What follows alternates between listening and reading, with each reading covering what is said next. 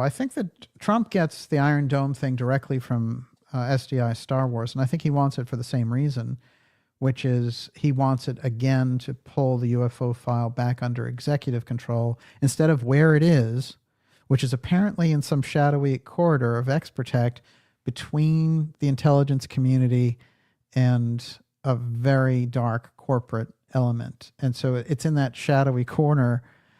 And so I think that Trump, like the Space Force, he has initiatives thinking outside the box of how do you get this thing back. And that's where I think you get the Star Wars Part 2, which is what really they should call this. They already have Trump, like I said, is knowledgeable on the UFO file through Uncle John Trump, as we've demonstrated on this program. So he knows the value of it. Back in time. Let's go back to the 1930s.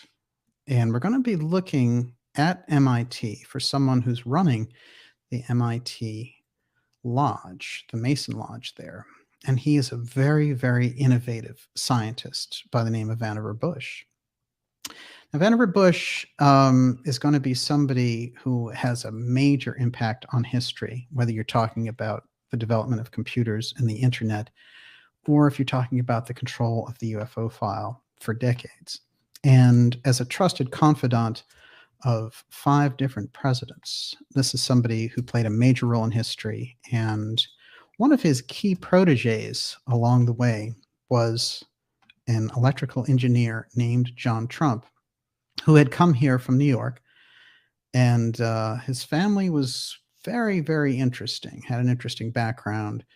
And his brother got into real estate. And of course, that is Trump's father. But John took this path of going deep on the astrology side. Well, I guess it wasn't astrology, was it? But he went so scientific, I guess, that he went off the charts, because by the time he's working with DeGraff and all of these people, he really has an unusually advanced futuristic sense about him for the early 1930s. And when we think back and look at the work that he got involved with, we can see that his connection with Vannevar Bush is the big key to how he gets these major positions, which I believe include working very closely on the UFO file. And I'm going to show you some of that tonight. The fact that he was close with his nephew, Donald Trump, is also quite remarkable. And President Trump, on a number of occasions, spelled out that relationship. And I'm going to show tonight how he spelled it out and said, in relation to John, he knew nuclear before nuclear, which is very interesting considering the whole nuclear spin that they've been trying to put on these documents and the whole National Archives MacGuffin that they're using to try to ensnare Trump in a legal case, which is politically driven. When we look at John Trump, one of the things that jumps out at you is the number of patents that the man created. He was an electrical genius, and he was somebody who worked very hard during World War II to help keep the secrecy around the atomic project, and was in fact part of what they call the RAD lab at MIT, which was under the control of the heavily secrecy conscious Vannevar Bush. That secrecy would come in very handy when the UFO file came more to the fore during the 1940s. And all that secrecy that had been developed through his Masonic work would be transferred directly to the Manhattan Project, and then from there to the UFO file.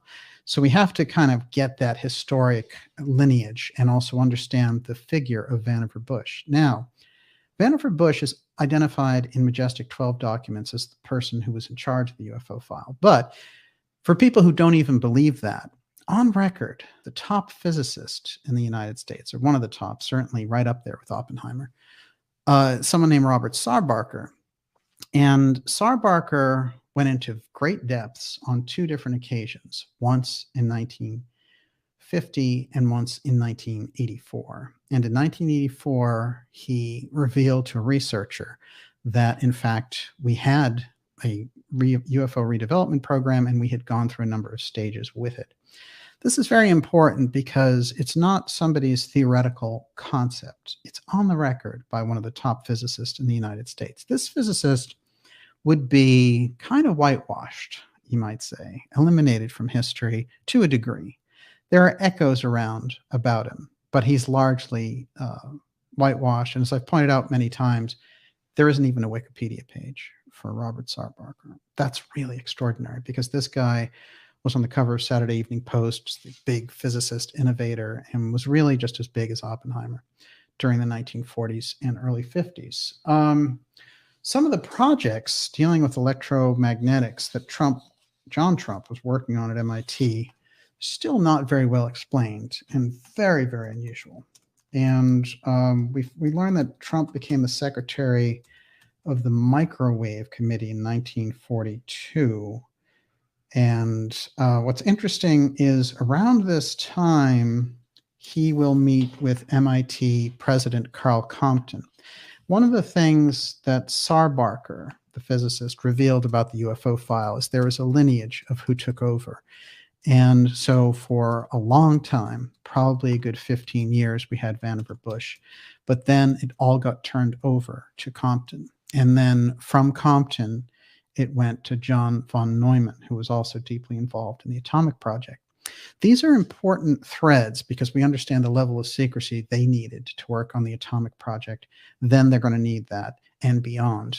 And in fact, Sarbarker will tell us that the atomic bomb was listed as highly top secret, but that the UFO file was listed above it, the top national security secret of the United States, the UFO file in 1950, and probably just as high or higher right now.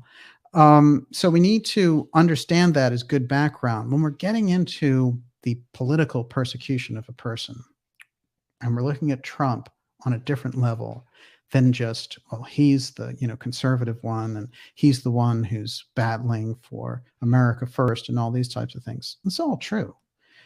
And we also can take him as the political opponent of a system that's trying to move in rapidly with the transhumanist program, which is not something that Trump is very much about. He's more of the old school version of, America being great, and he's not so much of an empire builder. He's all about the big deals, and there's a certain type of business first quality with these people.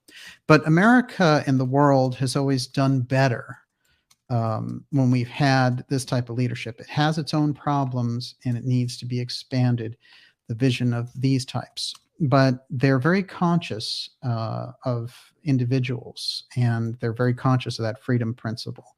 And I think when we get to this idea of a kind of global communism, global fascist move, it's all about getting the freedoms that have been out there and worked on by people for over 240 years and reversing that process and putting the genie back in the bottle.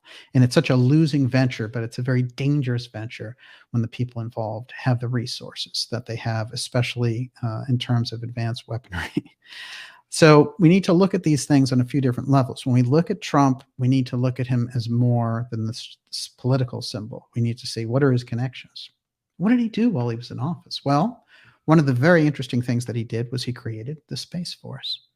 And the Space Force, if you look at it in the proper fashion with the UFO file in mind, you're going to see it's a direct attempt to pull that UFO file back under executive control from where it was lost somewhere between the Eisenhower and Kennedy administrations. Kennedy's presidency can also be looked at as getting this large exotic technology wing back under the control of the executive branch. That's very crucial. Instead, it's been operating in a strange corridor of defense contractors of the aerospace variety and the intelligence agencies and their masters, which go far beyond government organizations. And so there's no real representative there of the public. It is a complete whitewash. And so the groups that we've worked on and taken a look at and done the research on, I've called X-Protect. And those are the groups that protect this type of information. So when we're looking at this, we have to understand that there's an active group who suppresses the information, who puts a spin on the information, and ultimately influences the researchers, especially those who make major breakthroughs. And going all the way back to the 1950s up until today, these groups are every bit as active. Sometimes they're very active at silencing the whole scene, and other times they're involved with putting a spin on it, making it like we see now, the whole CIA disclosure version. That version is so dangerous, and that they attach it to the National Defense Authorization Act is also very dangerous.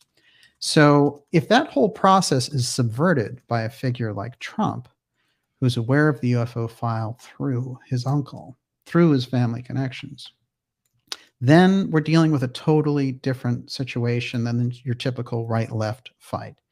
And we have to go far beyond that. Everything we've seen in the last 5 years goes far beyond the traditional right-left fight, which, that fight goes all the way back to the 1930s.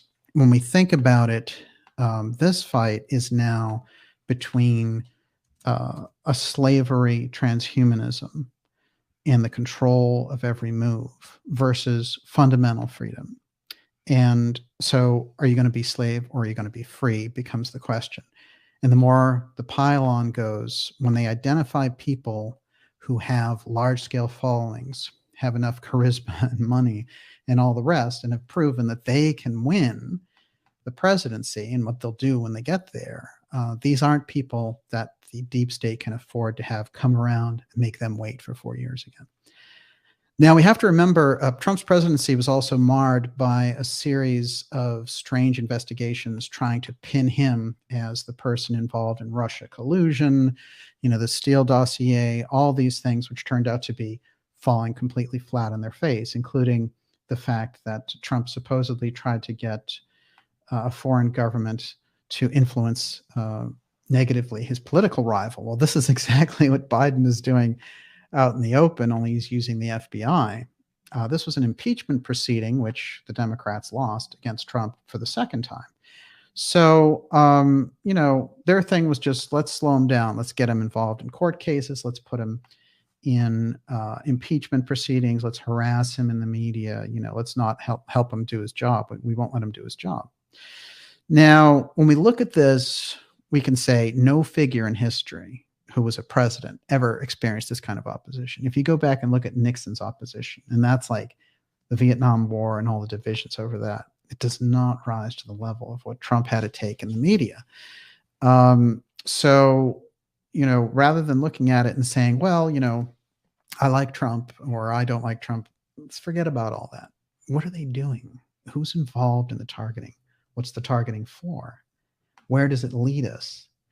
And if you go on the exotic technology front, and if you go into the UFO file and the X technology, the answers exist there, and the threads through steganography are there. And we're going to go deeper into them tonight to really open up this picture of what's actually happening, the FBI raid on Mar-a-Lago. Everyone, you're watching the Dark Journalist Show, the special report on a Saturday night. So great to be with all of you. We'll be taking your questions.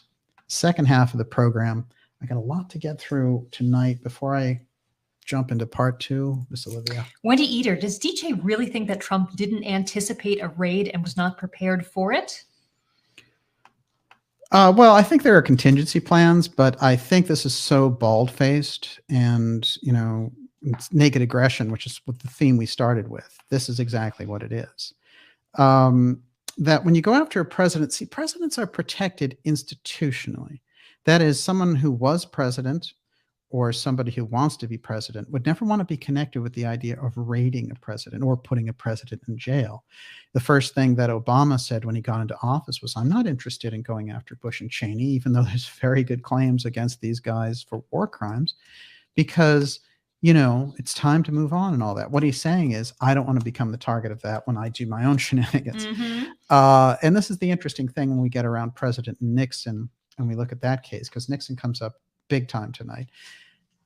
When we look at Nixon, we have to say that Nixon was actually doing what other presidents did. And Johnson did the exact same stuff. But Nixon was caught in a flux period, so that the things that he did, they knew these things had gone on all the time, but it was time to get rid of Nixon, who wouldn't go along with GATT and who had ended his Vietnam activity. He wasn't worth it for them anymore.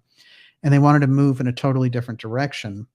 They also wanted to punish him for having a showdown with Richard Helms of the CIA over the Kennedy assassination. They became incredibly concerned about the exposure of the CIA's role in the Kennedy assassination, which Nixon was very well aware of through the support of Howard Hughes.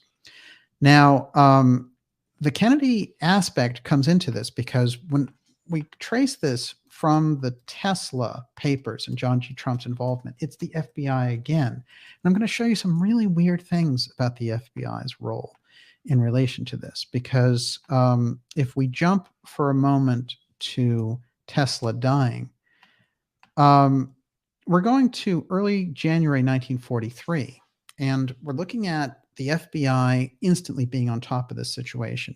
And they realize there are certain rules that have to be obeyed on this.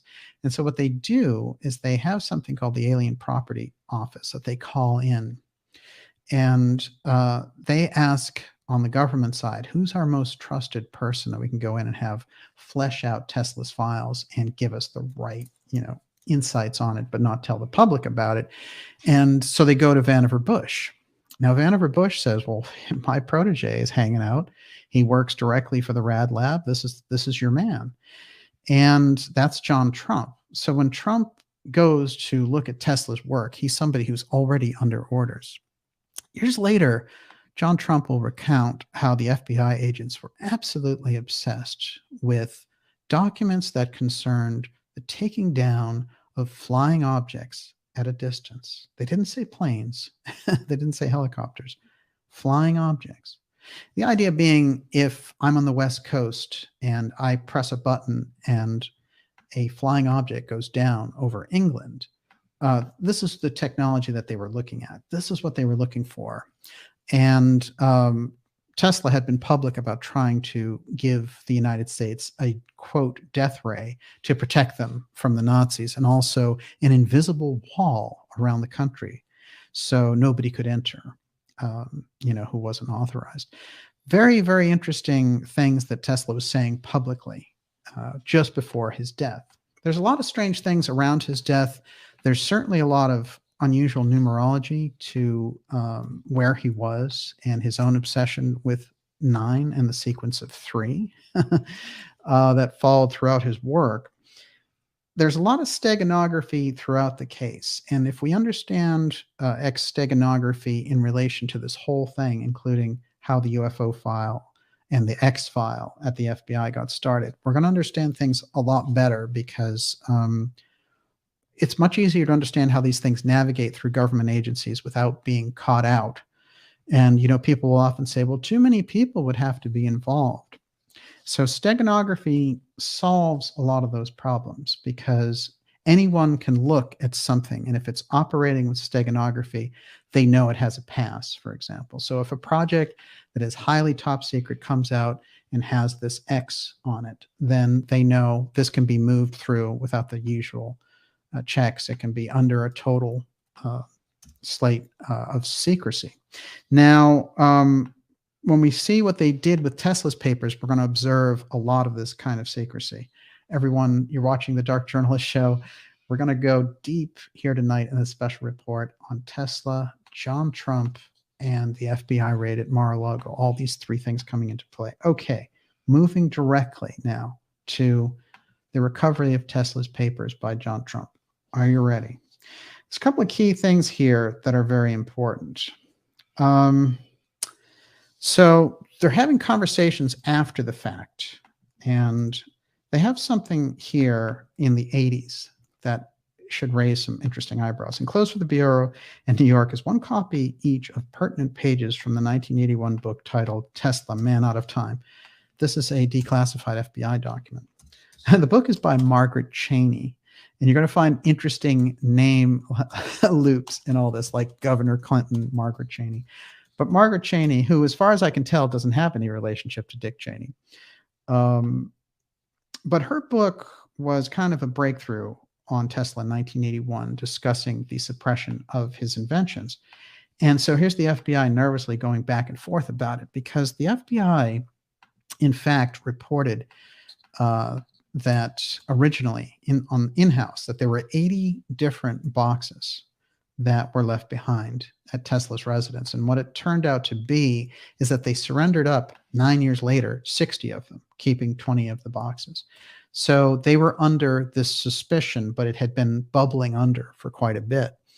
And interestingly enough, when we get a little deeper into this, we see that they actually never gave the boxes back, and that the Tesla estate, operating out of Serbia, was requesting them. So when we go back and look at some of this, the FBI whitewash took many years to uncover itself, so that by the time we get to this period, and we're talking about Tesla and understanding him as somebody who had created futuristic technologies and the idea of wireless energy, the way we have wireless internet now, most of that information was suppressed. As a matter of fact, my dad told me years ago that you wouldn't, in the 1950s, you wouldn't hear anything about Tesla, even though he was the man who invented alternating current.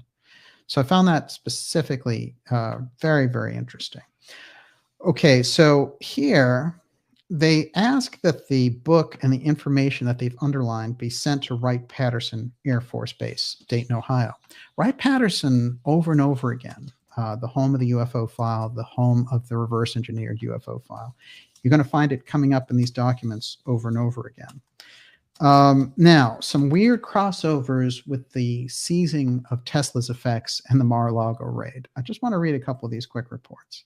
Another FBI report, this one, January 9th, 1943. Experiments, Tesla deceased. Espionage. That's the opening of the door of how they get all of this stuff, just the same way that they used espionage in the National Archives thing to try to get the Trump documents. Standing scientists in electrical field died. 1943 at his hotel in New York. And they go deeply here, unfriendly to the war effort. And so they were keeping an eye on him, and they, in fact, had been tapping his phone, etc. A number of the things, articles in Tesla's hotel room after his death, note cabinets, and one of the inventor's safes. They will end up grabbing the safe and cracking it open. Sound familiar? That's part of what they recovered there from Tesla when they got him. Now, right off the bat, when they went through these things, one of the things that John Trump remembered years later is that they were obsessed, one, with the flying object aspect in his research, and two, that when he went to open the effects of Nikola Tesla, that the FBI agents ran and hid because they thought it was booby-trapped. So here's the actual now record, public statement that we get from John Trump at the time, after only 3 days of looking at 80 boxes of material. Okay. It should be no discredit to this distinguished engineer and scientist whose solid contributions to the electrical art were made at the beginning of the present century to report that his thoughts and efforts during the last 15 years were primarily speculative, philosophical, and somewhat promotional, often concerned with the production of wireless transmission of power, but it does include new sound workable principles. John G. Trump, Technical Aid, Division 14, that's the Rad Lab.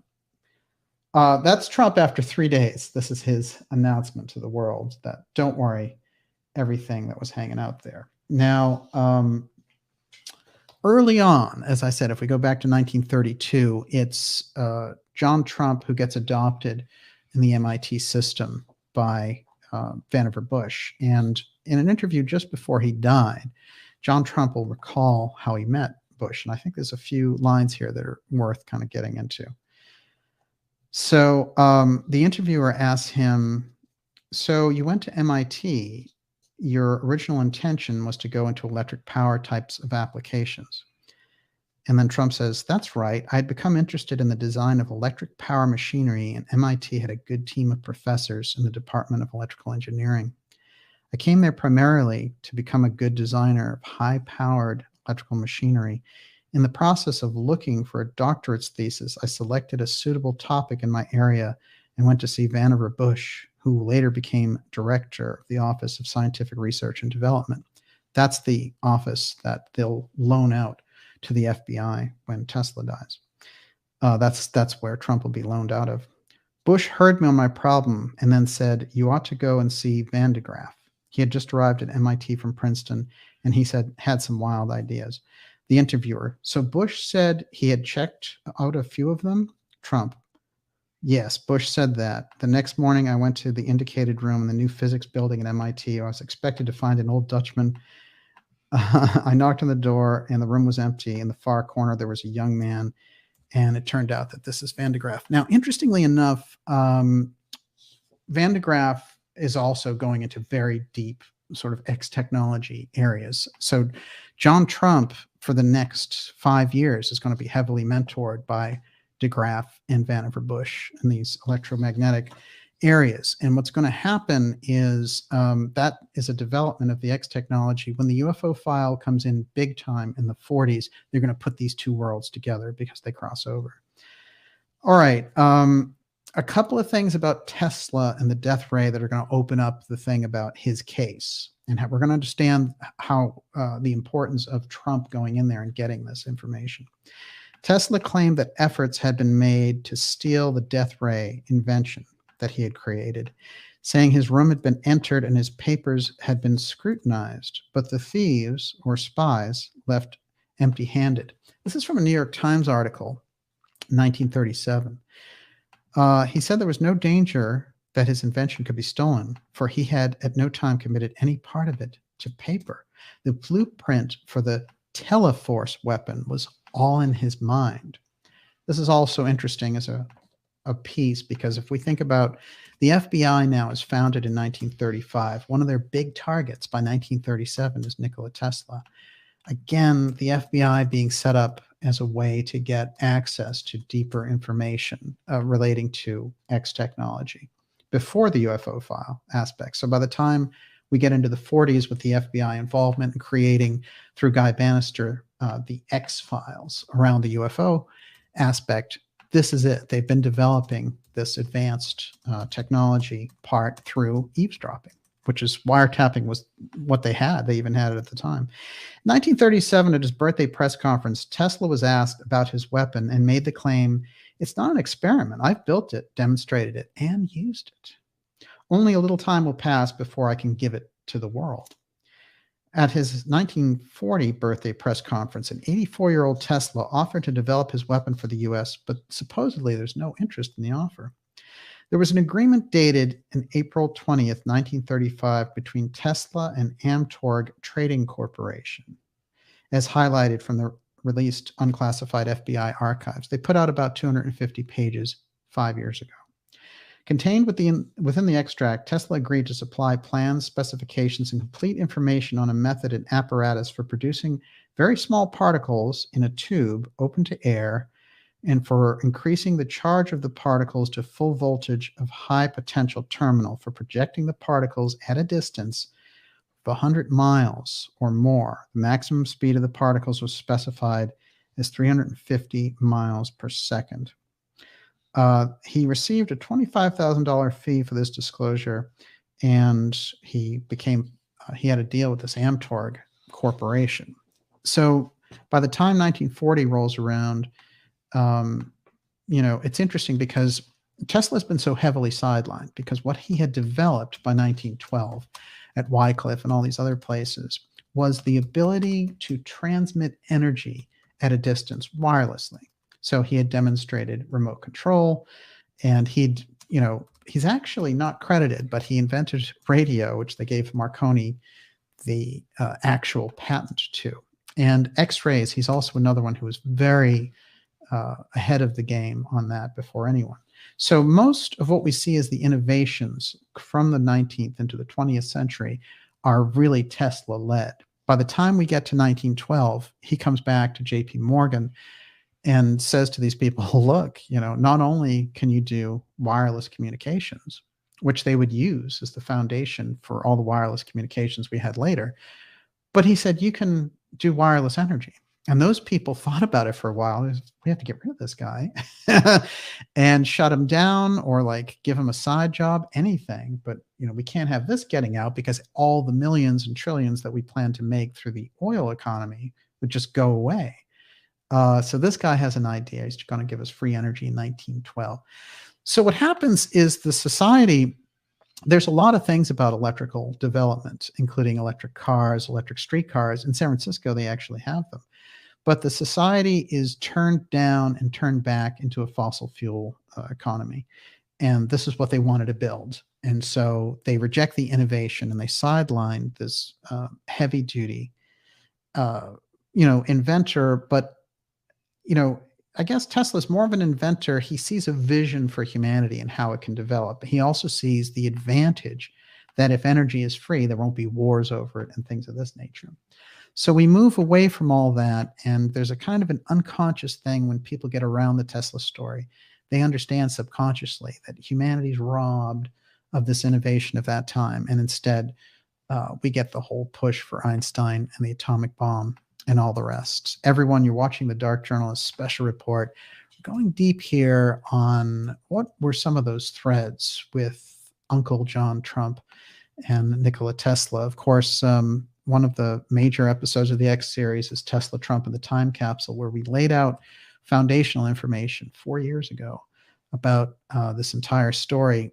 What I want to do is, with the whole information around the raid, I think we need to really go deep on understanding the nature, because in 2018, they hadn't really let out this whole thing about the UFO threat. And I think when we look at this and what's happening, we can really tie these things together. And part of it with the shutdown of society, the shutdown of free speech, and the control, the digital ID, and these types of moves, we can really explode the whole game back to what that battle is all about between these groups. And the major piece sitting in the center, at the heart of it, is the UFO file and the X technology that sits in that UFO file.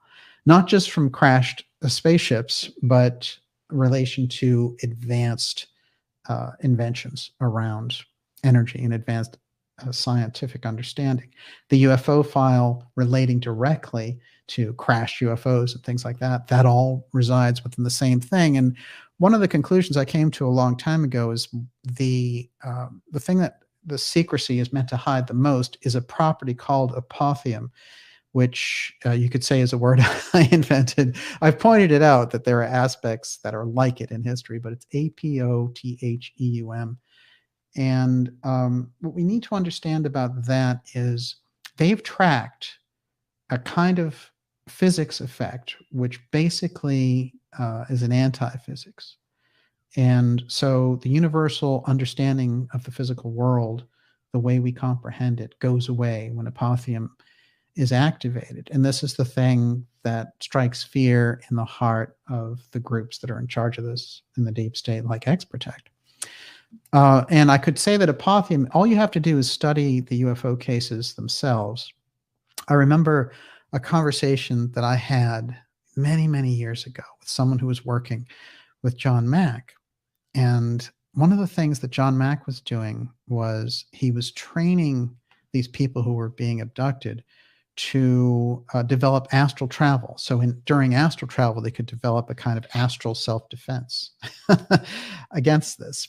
Think about that. This is somebody who was a Harvard professor who knew a lot about UFOs and dealt with many, many cases. Why was he engaged on this level? Well, many of the cases that came to him, when the people were abducted, it was under unusual circumstances. For example, they would be abducted and then they would be walked through a wall.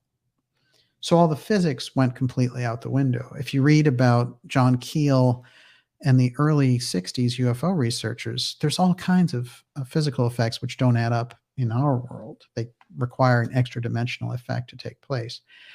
So this is what the apotheum aspect resides directly there in that UFO file. And this is a big key to understanding their own levels of fear in relation to it. All right, so let's take a look now at, let's kind of wrap up the Tesla, what they took and what they got back piece. And then we're going to go into Sarah Barker and Trump's uncle. It's going to open things up on a particular level. I'll remind you that you're watching the Dark Journalist special report. Please go to darkjournalist.com. Sign up for our newsletter. That's a free newsletter and keeps us in touch, regardless of anything else that may be happening. And it's crucial because the social media censorship is at such a level. And I think that these groups and some of the really crazy leftist moves that we see on the board, although I don't look at this as a right-left thing, but right now the left is showing the most insanity. I think they're getting ready to arrest Trump and make a big circus spectacle out of it. So I think that we need to kind of up our attention and our focus around this. And the raid itself is going to become that line in the sand where we say, you're not taking away the constitutional republic. And we're going to be able to do it through a judicious electoral process. And that's going to be, for sure, the greatest way to stand up to the kind of egregious, flouting of the Constitution and the violations that we see going on. And it's very interesting that it's Trump because of this background. And a lot of people might just think, oh, like Trump is one sort of loud politician representing a certain group, of Republicans or whatever. It's a much different, much deeper situation. And our ability to perceive those things that are happening is going to help us navigate this particularly troubling period with real psychosis going on in the Biden regime and the World Economic Forum and the CCP. There's too many forces, there's too much power in tech hands, and we need to reverse that process and bring some of that power back to the people who have sense and a vision for the future that includes human freedom. So we're going to be taking your questions in the second part of the program. How are we doing out there? Great. Candace wants to know, Nikola Tesla had 3 patents about time travel as well. His experimentation was done at the New Yorker Hotel, a huge power bank in the basement. Does this become important? Well, one of the things that he was able to pull off was an actual earthquake in Manhattan with that stuff that he had there in the basement. The time travel piece, I have a whole thing here also about him showing that we had some kind of contact with aliens through radio signals. So Tesla's an innovative thinker. I know through the work of Thomas Townsend Brown that we were working very deeply on time travel. It might not be exactly the way we think about it, landing in a different time and that kind of thing. It might be more about viewing different times. And so I would say we need more info in relation to the time travel aspects. There's some compelling pieces that when you get to a certain level of understanding, your relationship to time changes. I remember there's a famous quote involving P.D. Ouspensky, and they were talking to him, his students there as part of the fourth way teaching that he gave out, were talking to him and saying, how do we, they're in the middle of World War II, and they're saying, how do we, with all these things going on, ever hope to advance? And he said, well, as you advance personally, conditions change on the outside. So you can take that a few ways, which is actually from your own self-growth, the world that you're in is different. It's a level higher than the one you were just in. Suggesting that the things that we do personally, yes, they have an impact on the world, but also our position in the world changes as a result of our own efforts. So when we get to actual time travel, I do believe it exists, but I think we might need to kind of revision it. And I certainly think that Tesla would be somebody who understood that aspect, going into 1, alien contact, 2, wireless energy, 3, the idea of a protective, when they call it the death ray, where they were up against the Nazis at the time. So this is somebody who already had the laser and these things worked out. And this is very kind of Atlantean technology. I believe the things that Tesla were working on, we can classify, that's the X technology. It's the same Keeley style technology coming out of that 19th century phase, and on some level they don't know what to do with it. And I believe that the mystery schools with Keeley's technology, the Theosophical Society, and the reason Besant decides not to let that out is she's already thinking World War I is approaching. These people are going to annihilate each other with this. So there's a developmental curve, I think, when we look at this information. What else you got? Karen Carpenter wants to know how much of the public Tesla story and popularity is dis or misinfo? That's a good question. It's a discovery process. Remember, it's just like I was telling you in relation to my dad. He said when he was growing up, people didn't talk about it. So there's a discovery that, oh, there's this person back there that was sidelined. And so when we get around to this period of time, we're discovering more about Tesla and we're starting to understand, aha. Now, a lot of things get projected in there along the way, but I feel like things get suppressed. You know, the UFO file, for example, in 1947, there was a major uptick with all the sightings, and we got Kenneth Arnold and all the rest of it. We just had the 75th anniversary. So those things could have been a cooperative exercise with the public and the government. Instead, it became the government, and then the government seeking ways to exploit what they had learned.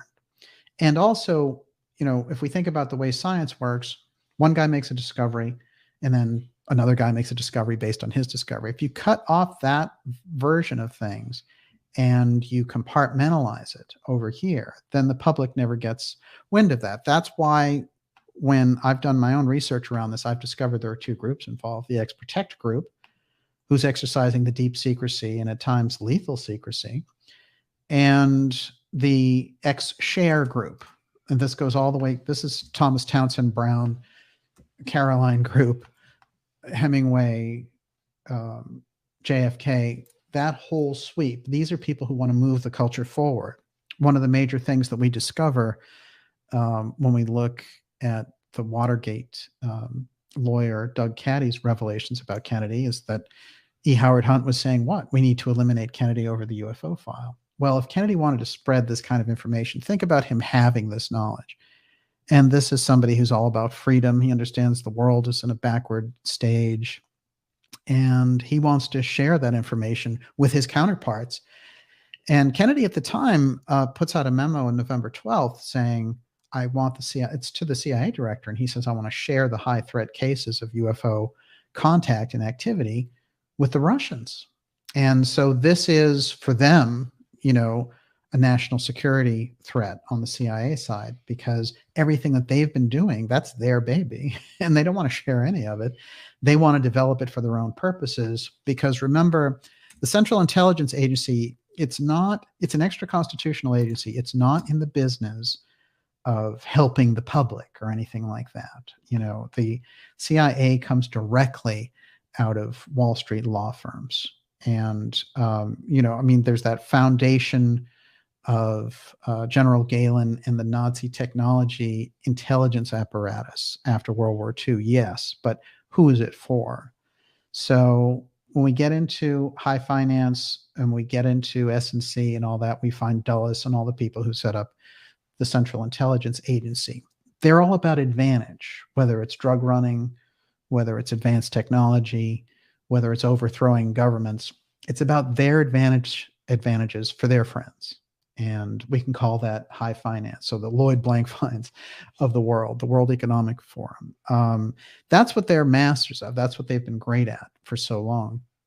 And so I think that when we look at these things, we can see that there's a group in there that's been fighting through culture, through time. And that version is trying to get information about the UFO file out. It's trying to get advanced information out. It wants the kind of world to enjoy the bounty of the wealth that the world has. Instead, you have very small groups. And I want to tell you that the most intelligent people that I've talked to in relation to the world problem, what's really going on in the world, tell me over and over again, small groups controlling this, maybe 1,000 people.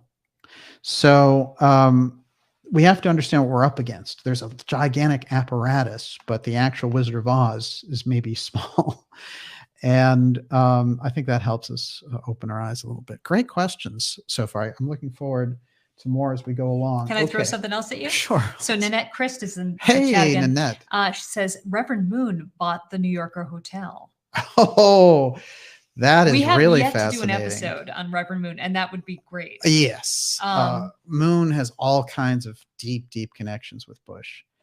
And there's that whole Asian American thing, because if you go from South Korea to America in that period of time, and then the whole development of Bush being the ambassador to China in that era, they were building up and setting the stage. And that's even before Nixon gets there. So, we're looking at very, very deep. They understood all about the East, all the things that we're going through when you have, China having 9% economic development and we have like 2.2 or something. That whole bit about us having inflation and Biden saying there's no such thing as inflation and all that, this whole weird situation that we're in, they foresaw this a long, long time ago. So if they're in the early 70s, late 60s looking at China, they already know what they can do with it. It's a massive labor engine, and it's one which can consolidate world power, which is really what they're all about. Everyone, you're watching the Dark Journalist special report. We're going deep here with questions from the Ideas Room tonight, and I'm the one who's learning. I'm the student from the Ideas Room. This is interesting. Donald Trump's nuclear uncle, Amy Davidson Sorkin. Very interesting article all about Trump's uncle. And this is a Democrat writing in the New Yorker, trying to give us some kind of a contrast between Trump and his uncle. But watch what interesting things come out. In September 1936, a reporter for the Associated Press watched the unveiling of a new kind of X-ray machine said to be able to generate 1 million volts of power. The scientist operating the device was John Trump, professor of engineering at Massachusetts Institute of Technology. Trump was working the controls and explaining how high-speed electrons ran along a porcelain tube to a water-cooled gold target, when suddenly 2 high-voltage sparks hit him squarely on the nose, and yet, according to the AP account, the direct strike caused him only slight discomfort. President Trump told the reporter, "That's an advantage of this machine. It's completely..." Professor Trump, told the reporter, "That's an advantage of this machine. It's completely grounded, and those sparks can't kill you." This is very advanced stuff at the time. If only the same could be said of the presidential campaign run by Trump's nephew, Donald J. Trump.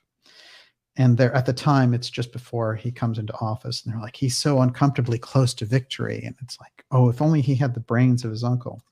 Here's the quote, though.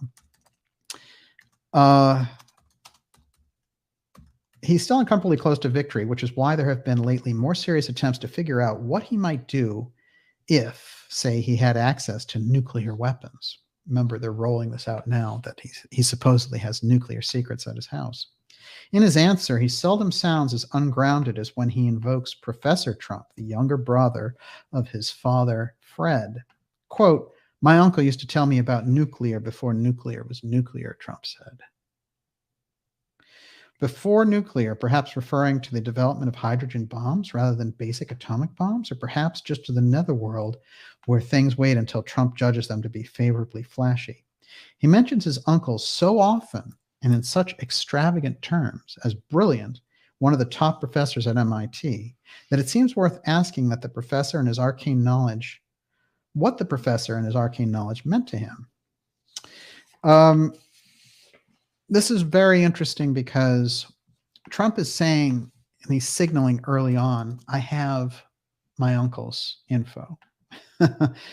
And if he's saying I have nuclear, then he's suggesting advanced technology. So the steganography in those answers, because sure, John Trump dealt with nuclear subjects, but he could just as easily have said, my uncle knew about electrical engineering. He mentions nuclear, and nuclear, for people who understand what really took place in the Reagan-Gorbachev meetings, where they talked about going to a zero option and getting rid of all nuclear weapons, meaning that they had something else that was there. and this is very important for us to keep in mind, which is Reagan and Gorbachev negotiating in 1987 achieve some of the first real actual reductions, and not just limitations, but real reductions in nuclear weapons, which was at the time not thought to be possible because Reagan was supposed to be a big hawk and Gorbachev they didn't know very much about. And the two of them achieved a denuclearization to a degree that was just not thought possible. But in those discussions, they discuss the zero option, getting rid of all nuclear weapons. So we start to understand the language a little bit, that they're, on that level, you're aware that we have something else, that there's another technology involved. And that's the way that they're able to have a discussion like that. Interestingly enough, as we know, Trump was also had that contact with Reagan. He was very deep with Nixon, but he also had a relationship of contact with Reagan. Reagan, interestingly enough, one of the things he wanted to discuss with Gorbachev was, if there's an alien invasion, will you help us? This is a very, very strange thing to bring in, or is it? Is this the kind of thing why they wanted that summit with just the two of them and a translator? And as I've pointed out before, the CIA, the State Department always tries to keep these presidents away from meeting up and exchanging views and talking in private, because they're afraid that this UFO file thing will get beyond what they're managing with it. So the Central Intelligence Agency feels we have a pretty good handle on this UFO thing. We don't want this top guy and that top guy from Russia getting together and talking about it. Because Russia, if they're not number one on the UFO file, they're certainly number two. And they have such an advanced program around UFOs that we need to keep that in mind too. Anyone who studies it goes back and looks at some of these figures who were in charge of Soviet Russia and realizes those guys were very deep on the UFO file. So these are the things to keep in mind. Okay, let's go deeper. I want to outline Sarbarker and his significance to this piece. So we just had that reference there to Trump and his uncle. They're close. Robert Sarbarker, as I've pointed out, largely pushed out of history because of his descriptions upon his retirement of the government working to redevelop UFOs. Sarbarker is somebody who also was the best friend of Thomas Townsend Brown. And what I found out through Thomas Townsend Brown's family is, every year for a month, they would take off to what they thought was San Antonio, Texas. Turned out that it was San Antonio, Cuba. And that one of the obsessions that Thomas Townsend Brown had with Sarbarker was this white sand. And of course, that piece of Cuba, very shortly thereafter, maybe about 20 years after the time that they were going down there all the time, is where Paulina Zalitsky is going to find that Cuban city underwater. And so there's something very, very deep when we get around Sarbarker and Brown. But if we think about Sarbarker in relation to Vannevar Bush, because he's the one who points him out as the person who's in charge of the UFO file, and how Bush is the mentor to John Trump, then we are starting to realize there's a UFO loop in all of this. Let's keep going. A remarkable interview occurred in Washington, D.C. on September 15th, 1950. The content did not leak out until the early 1980s when Canadian ufologist Arthur Bray found a memo by one of the participants, radio engineer Wilbert Smith of Canada's Department of Transport. Smith is very important because he's very deeply on the UFO file. And so he goes and he interviews his counterparts, and he goes and interviews physicists in the United States. In 1950, Sarbarker tells him, yes, we have a UFO program. And he says it's classified above the atomic weapons program. The memo described a conversation with physicist Robert Sarbarker, a consultant, U.S. Department of Defense Research Development Board. One of the regular meetings, Sarbarker and other government scientists asked with their Canadian counterparts about crash rumors. Sarbarker said they were substantially correct. He said UFOs exist. We have not been able to duplicate their performance. All we know is we didn't make them, and it's pretty certain they didn't originate on Earth. The issue is so sensitive that it's classified 2 points higher even than the H-bomb. In fact, it is the most highly classified subject in the U.S. government at the present time, unquote. That's Sarah Barker on the record to Robert Smith. Smith died in the 60s, but mounted a small, short-lived UFO investigation project magnet for his government through official channels. Interestingly enough, I would find out later in studying Smith that he put out a book about telepathic communication with aliens.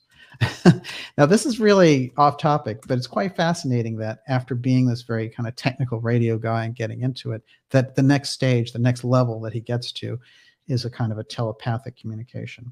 Did he claim to have telepathic communication with aliens? He did. And was it an instruction book? No, it's sort of an account of his discussions. Well, that's damn interesting. It is. And is very obscure. After the memo surfaced, ufologists found a listing for Sarah Barker and Who's Who in America in the 1980s, 30 years later. I want to point out that this happens and we learn things in these arcs of time. Roswell, when it takes place in 1947, is not, except for the first 3 days, is not sussed out until 1977, when Stan Friedman finds the original people involved with finding the wreckage and all the rest. There's a 30-year lag where nobody hears anything about it. So there's a lot of stories along this line. And so there's kind of a gap. You know, people talk about disinformation and things.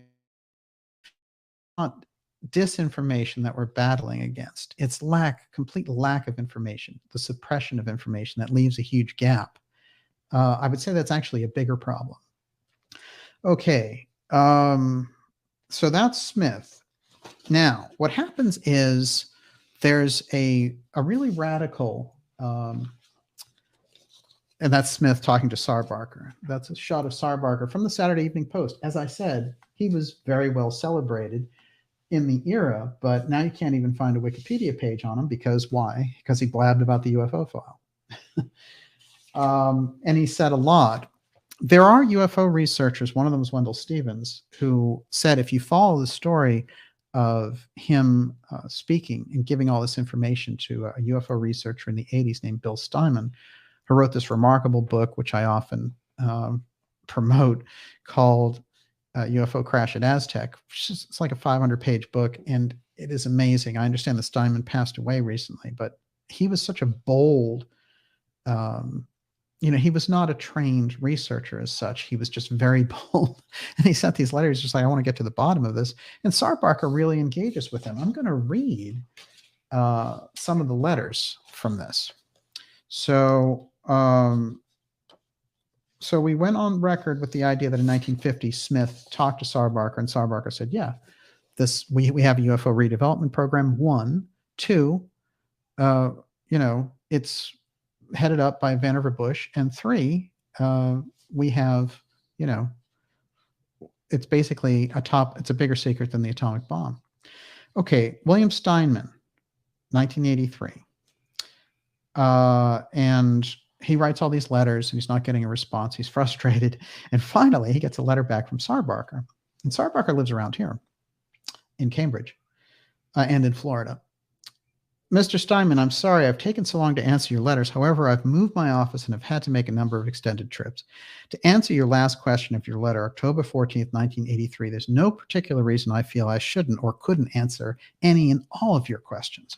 I am delighted to answer all of them to the best of my ability. You listed some of your questions in your letter September 12th. I will attempt to answer them as you had listed them. 1, relating to my own experience regarding recovered flying saucers. I had no association with any of the people involved in the recovery. I have no knowledge regarding the dates of the recoveries. If I had, I would send it to you. 2, regarding the verifications that people you list were involved, I can say this. John von Neumann was definitely involved in the UFO program. Dr. Vannevar Bush was also definitely involved. And I think Dr. Robert Oppenheimer also. John von Neumann was definitely involved. My association with the Research and Development Board under Dr. Compton, remember Compton also headed up the UFO file, during the Eisenhower administration was rather limited, so that although I had been invited to participate in several discussions associated with recoveries, I could not personally attend the meetings. I'm sure they would have asked Dr. von Braun. and the others that you listed were probably asked, and they may or may not have attended. This is all I know for sure. I did receive some official reports when I was in my office at the Pentagon, but all of those were left there at the time. We were never supposed to take them out of the office. I do not recall receiving any photographs such as you request, so I'm not in a position to answer that. I have to make the same reply as I did on number 4. I recall the interview with Dr. Brenner of the Canadian Embassy. I think the answers I gave him were the ones you listed. Naturally, I was more familiar with the subject matter under discussion at the time. We were called $1-a-year men. My first responsibility was the maintenance of my own business activity so that my participation was limited around the UFO redevelopment program. I am sure that our laboratories analyzed them very carefully. There were reports that instruments or people operating these machines, UFOs, were also of very light weight, sufficient to withstand the tremendous deceleration and acceleration associated with their machinery. I remember in talking with some of the people at the office that I got the impression that these aliens were constructed like certain insects we have observed on Earth, wherein because of the low mass, the inertial forces involved in operation of these instruments would be quite low. I still do not know why the high order of classification has been given, and while the denial of the existence of these devices, I'm sorry it's taken me so long to reply, but I suggest you get in touch with the others. Sincerely, yours, Dr. Robert Sarbarker. Okay. That's 1983. Sarbarker has affirmed that there was a UFO program. Again, it's 33 years later. And Sarbarker dies 2 years later. And some people try to say it's related directly to his revelations.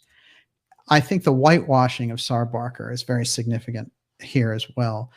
I don't know if they bumped off Sarbarker, but it is true that there's a story that a UFO researcher, Wendell Stevens, tells about Sarbarker going up to his car and finding a gooey substance on the door handle. And he gets in the car and drives away. He starts to feel woozy. He drives to the hospital. They check him in. He dies of a heart attack. So, but before he dies, he calls his son and says, there was this weird jelly stuff that was on my handle. So there's suspicion there that he was bumped off because he talked, and that's an ex-protect assassination. But whether or not it is, he put these things on the record. And then that whole story, we hear about, oh, there's a 2017 thing about UFOs and the TTSA came out with all this. No. 1983, the actual physicist is telling you about the other physicists and the order of leadership of the UFO file program. So it's all there in black and white. Now, this is really interesting because, as I said, Sarbarker is somebody who's working deep in the UFO file, and he's pointing directly to Vannevar Bush as the person who's in charge. So Vannevar Bush, although he's identified in MJ-12 documents and other things, whether or not you take those seriously, Bush is outlined twice by Sarbarker, once in 1915, once in 1983 as the person in charge. But who is Vannevar Bush protege at MIT? It's John Trump. So this is how we understand when we get to the Tesla part of John Trump going and looking at the Tesla information. We're talking about somebody who's going to be very deep on this X technology level, and that's going to give us a real open window about Trump's knowledge going into the White House around the UFO file. And this is the crucial aspect. Everyone, you're watching the Dark Journalist Special Report, going deep here with you on this. Great to have so many of you with us tonight, and just an outstanding crowd here tonight with us. We're going to be going into your questions here in about 15 minutes. I'm trying to get through this as quickly as possible. I have a TKO for you, Miss Olivia. You ready? Yes. All right. So it's always bothered me how the order came down for Tesla's papers. And I did find how Vannevar Bush had suggested John G. Trump as the person to go and do this. So that's on the record. But I always wondered about why they did it through the Alien Property Office, meaning somebody who was not a United States citizen when Tesla was. And then also some odd stories about the FBI instigating the whole thing, but wanting it under the shield of another program. So the TKO on this involves the person who was in charge on the FBI side, who was the assistant director of the New York district of the FBI, and that's Percy Foxworth. Now, here's the thing. Percy Foxworth orders John Trump to go with the FBI agents and to go through these 80 boxes. And as I said, won't return 20 of those boxes, although they send back 60 of the boxes to Tesla's family some 9 years later. They never gave the other 20 back. Percy Foxworth, interesting thing happened along the way during the Tesla raid, which was when they went to raid the files of Tesla after his death, Percy is going to die within 4 days of ordering that. So he sends John Trump over there, and then he gets a call from Eisenhower who says, we need you in South America, and we need you to go over to Africa, and we need to suss this person out who's doing this whole double identity thing, and we need you to go undercover, this assistant director from the FBI.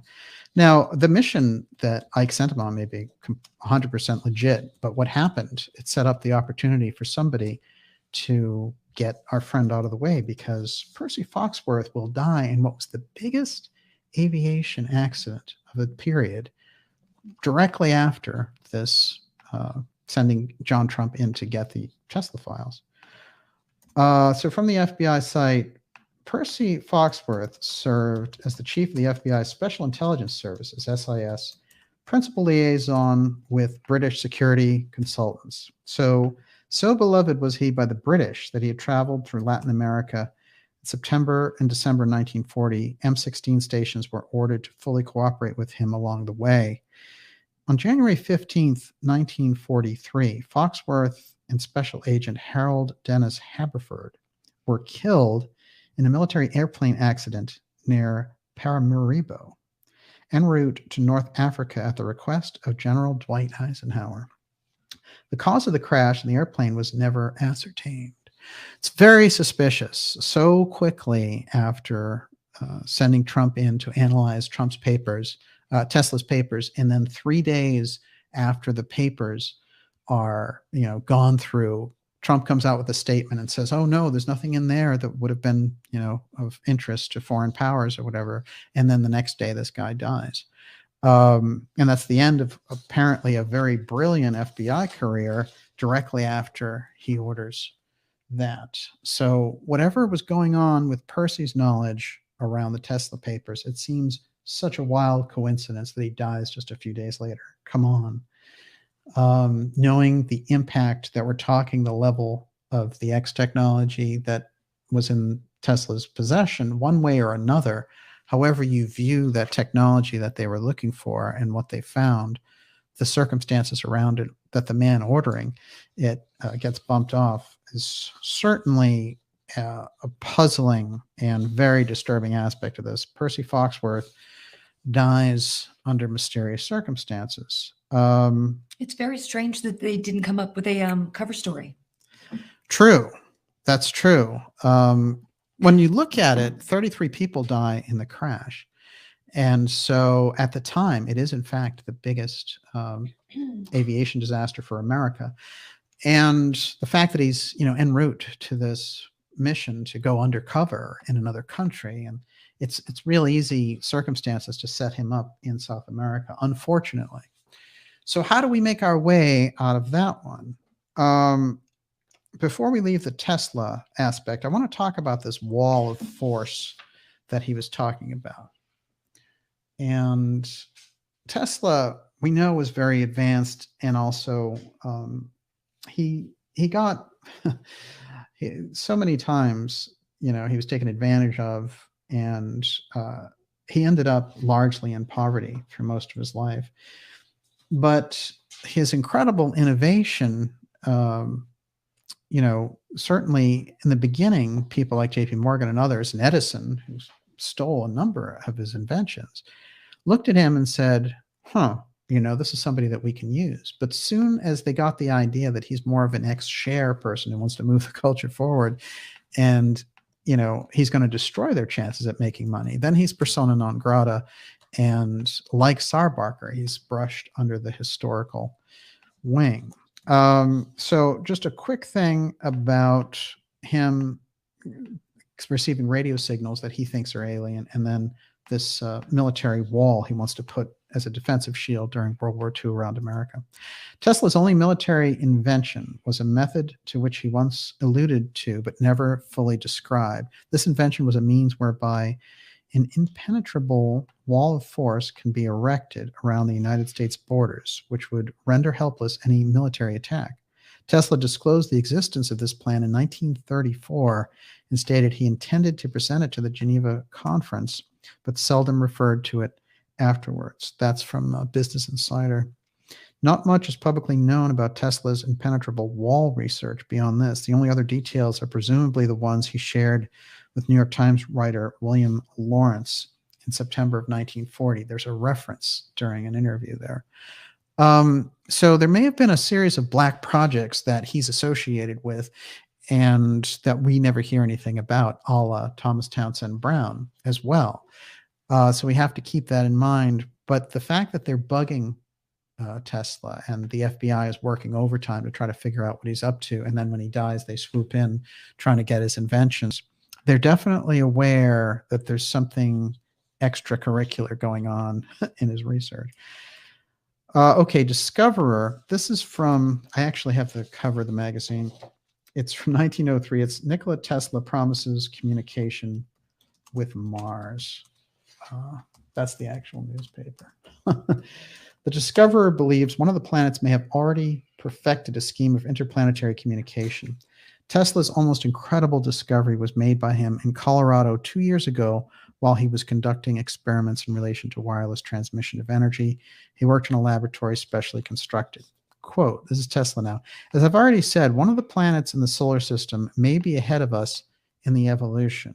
Their means of interplanetary communication may be perfect, but we have yet to learn their sign language.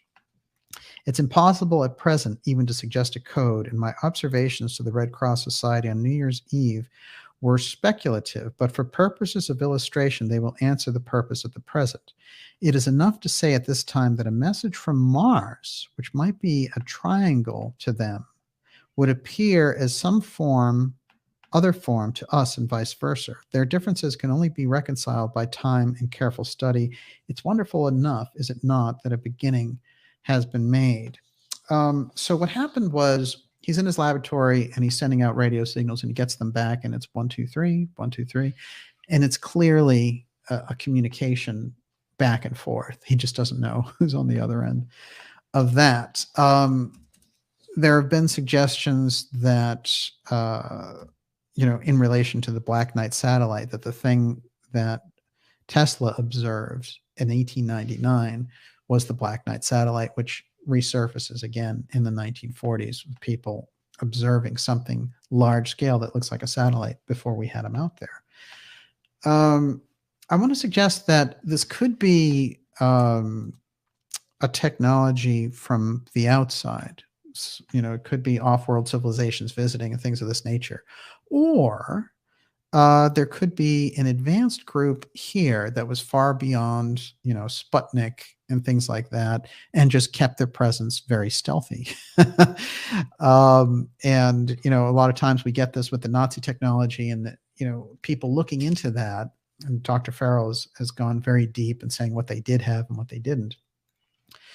But I think it's possible that we can look in history and see something riding side by side with us that appears to be more advanced. I go back to this Casey quote when talking about Ezekiel and Ezekiel's wheel. And he gets this question, when he's speaking about Atlanteans. And they're like, well, you're talking about Atlanteans flying around and flying machines. What kind of machines were they? People in the 1930s wanted to know. And he said, very much like what Ezekiel described, but at a much later date. This is very odd because the Atlantean technology, you would assume, went down with Atlantis. But here he is suggesting somebody had that Atlantean technology. And when it shows up to Ezekiel, he thinks, this is God coming down to talk to me. But it's actually an advanced Atlantean ship. So who's keeping that technology at this much later date? This is kind of an interesting, fascinating loop off the Casey rating. So we have to keep our minds geared up to that. Everyone, you're watching the Dark Journalist Show. Great to have you all here. I want to remind you to go to the darkjournalist.com website and sign up for our newsletter to keep us in touch if you haven't already. And that's really kind of the best way during this incredible social media shutdown action that we see. And I expect a lot more censorship coming into the fall and the elections and the big squeeze from all sides and the deep state overdrive. That's a free newsletter to let you know what incredible shows and interviews that we have coming up for you. Some very special interviews coming up, and also some remarkable events that we have coming up this fall and documentaries. You don't want to miss it. Trust me. Okay. Miss Olivia, you hanging in there? Yes. Would you like to field a question? Sure. Stefan Vanderlaan wants to know, do we know how Tesla died? Yeah, I think it's officially heart failure. Actually, it's interesting. I can read a little piece of that, and this is one of those, just to give you that aspect of floating around. We have John Trump in the middle there with Tesla and President Trump. Interesting indeed. Okay, one of the more controversial topics involving Nikola Tesla is just what became of his technical and scientific papers. The morning of the inventor's death, his nephew, Sava Kasanovic, hurried to his uncle's room at the Hotel New Yorker. He was an up-and-coming Yugoslav official and suspected connections to the Communist Party in his country. By the time he arrived, Tesla's body had already been removed. That's interesting. Kasanovic suspected that someone had already gone through his uncle's effects. Technical papers were missing, as well as the black notebook he knew Tesla kept. A notebook with several hundred pages, some of which were marked government. P.E. Foxworth, assistant director of the New York FBI office, we know what happened to him, was called in to investigate. According to Foxworth, the government was vitally interested in preserving Tesla's papers. 2 days after Tesla's death, representatives of the Office of Alien Property went to his room at the New Yorker and seized all his possessions. Dr. John Trump, electrical engineer of the National Defense Research Committee of the Office of Scientific Research and Development, was called in to analyze the Tesla papers in OAP custody. Following a 3-day investigation, Trump concluded, and he came out with that statement. Of course, 3 days for 80 boxes, as we realized, doesn't add up. And this is from the Cheney book on Trump. On Tesla. Just after World War II, there was a renewed interest in beam weapons. Copies of Tesla's papers on particle beam weaponry were sent to Patterson Air Force Base in Dayton. An operation codenamed Project Nick was heavily funded and placed under the command of Brigadier General Craigie to test the feasibility of Tesla's concept. In 1952, Tesla's remaining papers and possessions were released to Sava Kasanovic. In return to Belgrade, Yugoslavia, there was a museum that was created in the inventor's honor. For many years under Tito's communist regime, it was extremely difficult for Western journalists and scholars to gain access to Tesla's archive in Yugoslavia, even when they were allowed to see selected papers. This was not the case for Soviet scientists. And Soviet Premier Khrushchev was interested in Tesla's papers. Now, work on beam weapons continued in the United States. So we had DARPA. The Soviets were using the Tesla technology. Interestingly enough, for many years, scientists and researchers have sought Tesla's missing papers with no apparent success. It's inconceivable that if Nikola Tesla knew a means for accurately projecting lethal beams of energy through the atmosphere, he would have taken it to the grave with him. So there's a missing technological aspect here. There's missing records. There's missing boxes. And already his nephew suspects when he gets there something is up. When you look at the people who show up at the death of Tesla, it's very unusual because over and over again, aside from John Trump, you see Wright-Patterson people. Wright-Patterson becomes the heart of secret UFO research technology. And so we're looking at a whole kind of collection of deep secrecy. And what they're looking at the time is this Tesla X technology, and eventually places like Wright-Patterson will become the loop for the UFO X technology. The first major crash that we're aware of, although from what I understand, there are several major crashes before this, but 1941 in Cape Girardeau. And so by the time we get to the 47 wave, they already have some experience with what's going on here. So when we look at the UFO file, the control of the UFO file, and when these crashes occur, people like Bush, people like John Trump are already well seasoned dealing with the secrecy around the Manhattan Project. The MIT Mason Lodge was known as one of the most secretive of all. So that leaves a big gap in our understanding of what happened to the Tesla information, just like we have a huge gap of what happened with the UFO file. It went deep into these hands, CIA hands, the hands of the military industrial complex, the aeronautic and the aerospace divisions. And then what we hear is alien stories or abduction stories now start to get mixed in with the psyops that are going on with the government. So we get a very weird mix of things there. But we start to understand that the UFO file becomes the major secret in the national security state. And this involves the Central Intelligence Agency. This involved NSA, and this involved military intelligence. DIA, let's not forget them. JFK created DIA as kind of a competitor to get intelligence back to the military and not have this weird CIA with their own Air Force causing wars all over the planet, or preventing us from seeing things like that, which is this major case in Scotland that just came out. And this is 1990. This picture was taken, was suppressed for 30 years. How it got out, it's really interesting. It's a weird story about how it got out. But there it is, and that's a regular fighter jet in the background, and up front is one of these craft. So, however you think of it, that's very advanced stuff. And in this case, it's hovering. All right. Now, how does this get us on the Trump-Tesla connection to the Trump-Nixon connection? This becomes the story, and the time capsule becomes a major piece of understanding that. And the raid and the information that they were seeking in the raid rings a bell. It rings a bell from this Nixon era as well. Not to mention the fact that Trump in his responses cited President Nixon. Also, you got to watch for steganography when you get around.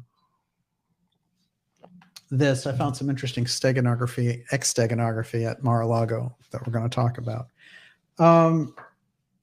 Okay, one thing I want to point out. So in 2018, we took the information that we had from Merritt and others, and we put on the record that Trump and Nixon had a very deep relationship. And at the time, it was only known that there was one letter between them.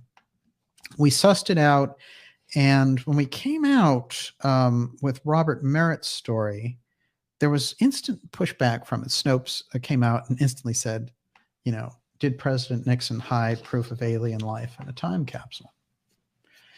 This is interesting for a lot of reasons. Nixon knew a lot being part of the real Blue Book, CIA Blue Book in the 50s. And if you look into that history, you'll find Nixon there. There are all the stories about him showing his friends like Jackie Gleason alien bodies. But in any case, as vice president for 8 years and president for 6, he'd be in a position to know a great deal about it. Now, the story from the Watergate whistleblower, Robert Merritt. Merritt was known as someone who had been used as an informant by various types of intelligence agencies. And there were stories floating around about him. This is one, Watergate's gay informant, because Merritt, of course, was gay and was used for his good looks to get blackmail on different people. There were a series of articles about him being used during Watergate and after. And he floated around in this kind of netherworld of doing these undercover intelligence jobs. They had identified him as somebody who was very smart and very manipulative and actually certain psychopathic qualities to him as well. When I talked to him, I found him very honest, refreshingly honest about the things that he had done on behalf of the government. And some of them were incredibly dark. But I would say that a couple of things about Merritt. One is that I don't think that he was particularly interested in UFOs because aside from what Nixon gave him to deliver around the UFO file to other officials, he didn't seem like he wanted to talk about it. But he remembered the mission very well, and he worked as something as part of the Houston plan that Nixon had set up as a kind of internal CIA directly out of the White House, and which got shut down. And as part of Watergate, the record of it got expunged so that even groups like the Church Committee in the 1970s looking to figure out what on earth was the Houston plan up to, they weren't able to, and those records were shut out.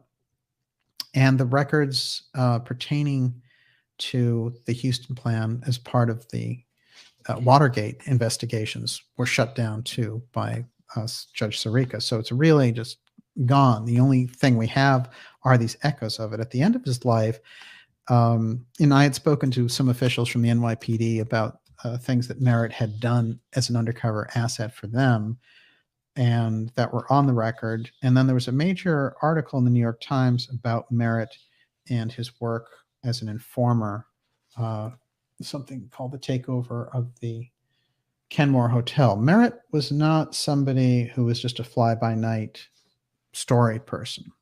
He was somebody who was well known and tracked since his Watergate days from his association with Carl Schaffler, who was the person who busted the Watergate burglars. So now we have Merritt coming forward and saying to me in our interviews, Nixon took me deep beneath the White House 3 times, and he asked me to do various things, but I was basically used as a courier for information. During one of those occasions, the 3rd time, Nixon mentioned to him that they had a source, an energy source from UFOs that they were redeveloping. And he mentions an energy formula to him, and he shares with him some things about the UFO file. And then he straps on this message to Merritt and sends him on his way to give a copy of this message to Henry Kissinger. It's during the beginning of the Watergate period, and Nixon basically tells him, I'm going to keep, this message that you're delivering, I'm going to keep a copy of it in the White House. So basically future generations are going to know about this. Nixon was known to have all kinds of different sides, but it is true that at certain times he was very spontaneous. And as when he went out during all these big protests in the middle of the night, Vietnam protests, and went out to the Abe Lincoln Memorial and talked to the hippies and all this kind of stuff. He had a way of relating to people. And by his 3rd meeting with Merritt, he had come to trust him enough to tell him about this. So what was happening was Merritt was facing the end of his life, and he wanted that time capsule that Nixon had placed there to come out. And he was using me as kind of a conduit to get that message out. And he had Doug Caddy, the Watergate lawyer, as someone else who he trusted with this information, and he wanted to have Caddy legally represent him with the National Archivist. Now, I want to point out David Ferrero is the archivist that gave Trump a problem in the beginning, saying, hey, you've taken these classified documents and all this kind of stuff. This is the same person that in February of 2018, Caddy contacted legally on behalf of Merritt and said, here are the terms. And I just want to mention what he put in there. He basically, that's the original letter. But what the letter basically says is, I'm willing to give you the location of this message to the American people that Nixon kept as a time capsule in the White House relating to the UFO file. All that I want is that the press has to be there while it's read and in the open. You're the National Archivist. You work this out. So in part of this letter, as Merritt told me, it's in the letter. Also, President Nixon disclosed to Mr. Merritt that he had a message to the American people that he had hidden at a location in the White House for accidental discovery for someone in the future. He disclosed the location to Mr. Merritt with the stipulation that Mr. Merritt could reveal it at some future time if he deemed circumstances merited it. Okay. So Merritt saying through his lawyer to the archivist, Ferrero, set up the circumstances and I'll reveal the time capsule where it is. Now, Ferrero, in February of 2022, writes this letter to President Trump. And it says, this is the White House. I'm sorry, this is Trump writing back to Ferrero. It says, I am writing in response to your communication of January 18th, 2022, informing us that former President Trump has made claims of executive privilege with regard to a subset of documents requested by the House Select Committee to investigate the January 6th attack. So they were already in relation to J6 on the using this National Archive angle. They were saying, oh, well, because we're going to have a House Select Committee, we want all these documents. They were already working that angle before they got around to, hey, Trump is keeping nuclear documents. So they want something that's in Trump's possession. This is what I think becomes very obvious to us. At the time now, just going back, this is the episode that I did with the interviews that are there, a couple of different interviews with Merritt. And this came out in February of 2018. Now, Merritt claimed to me later that there was a rush between the Central Intelligence Agency and the Trump White House to find this thing. And he mentioned a lot of things to me. One is that his place got broken into, and that basically the whole thing had become a hassle for him. And so I sympathized a lot with that. I remember when I was putting the video out that within 7 minutes of it going up, PBS had made a copyright claim to it because the first initial version had something about a guy waving a pennant in 1960 during the JFK nomination. And I had used a clip, this probably 3-second clip, and they dinged it with a copyright thing immediately. And YouTube took the video down. I had to reload the video without this little thing in it.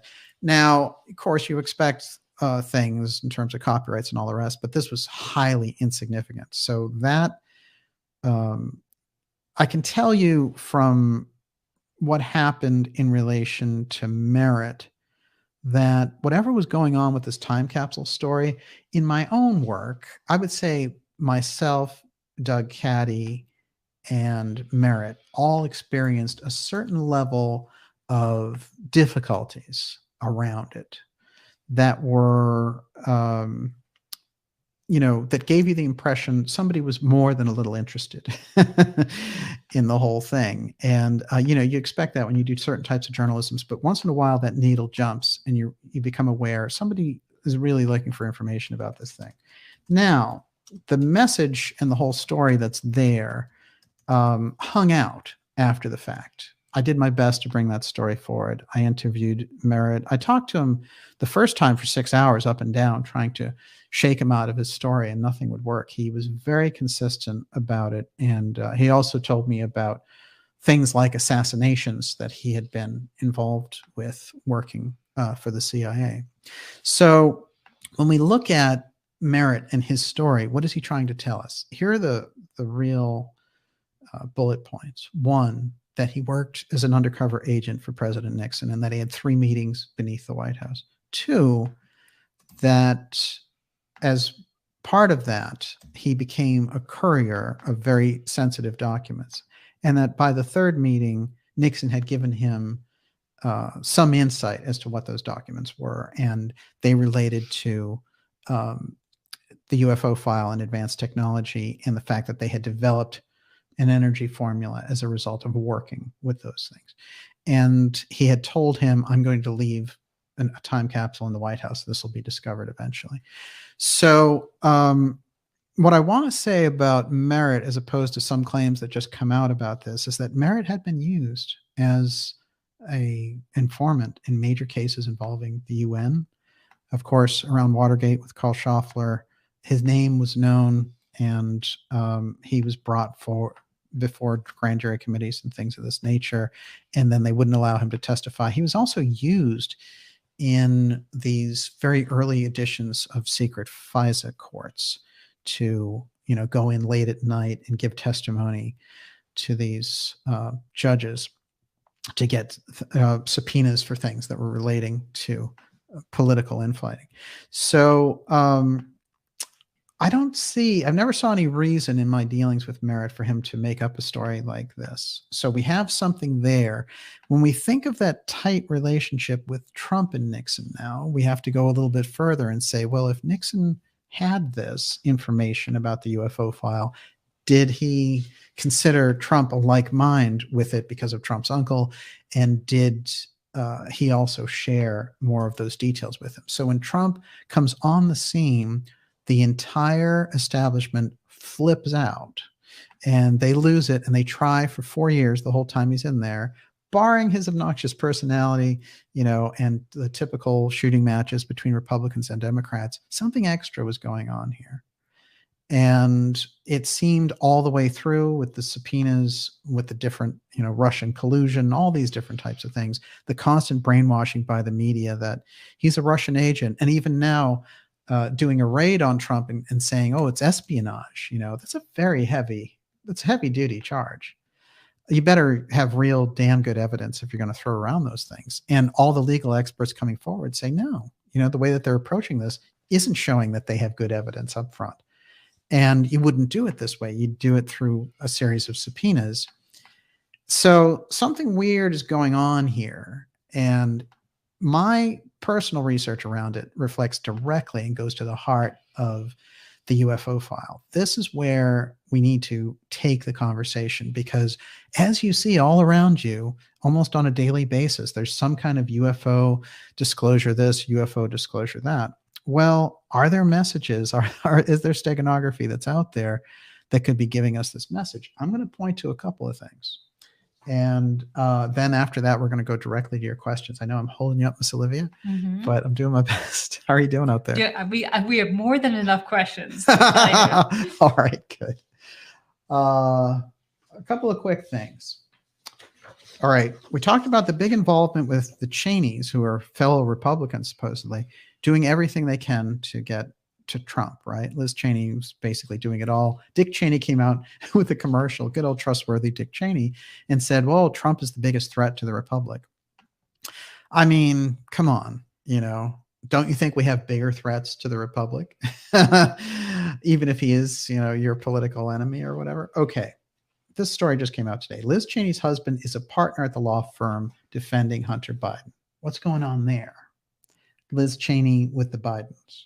All right, let's start to add this up. Mathematical equation. Next up, Hunter Biden met with dad. This just came out today. Hunter Biden met with dad immediately after Romanian business meetings. So in the middle of all this, was the Hunter Biden story about to explode?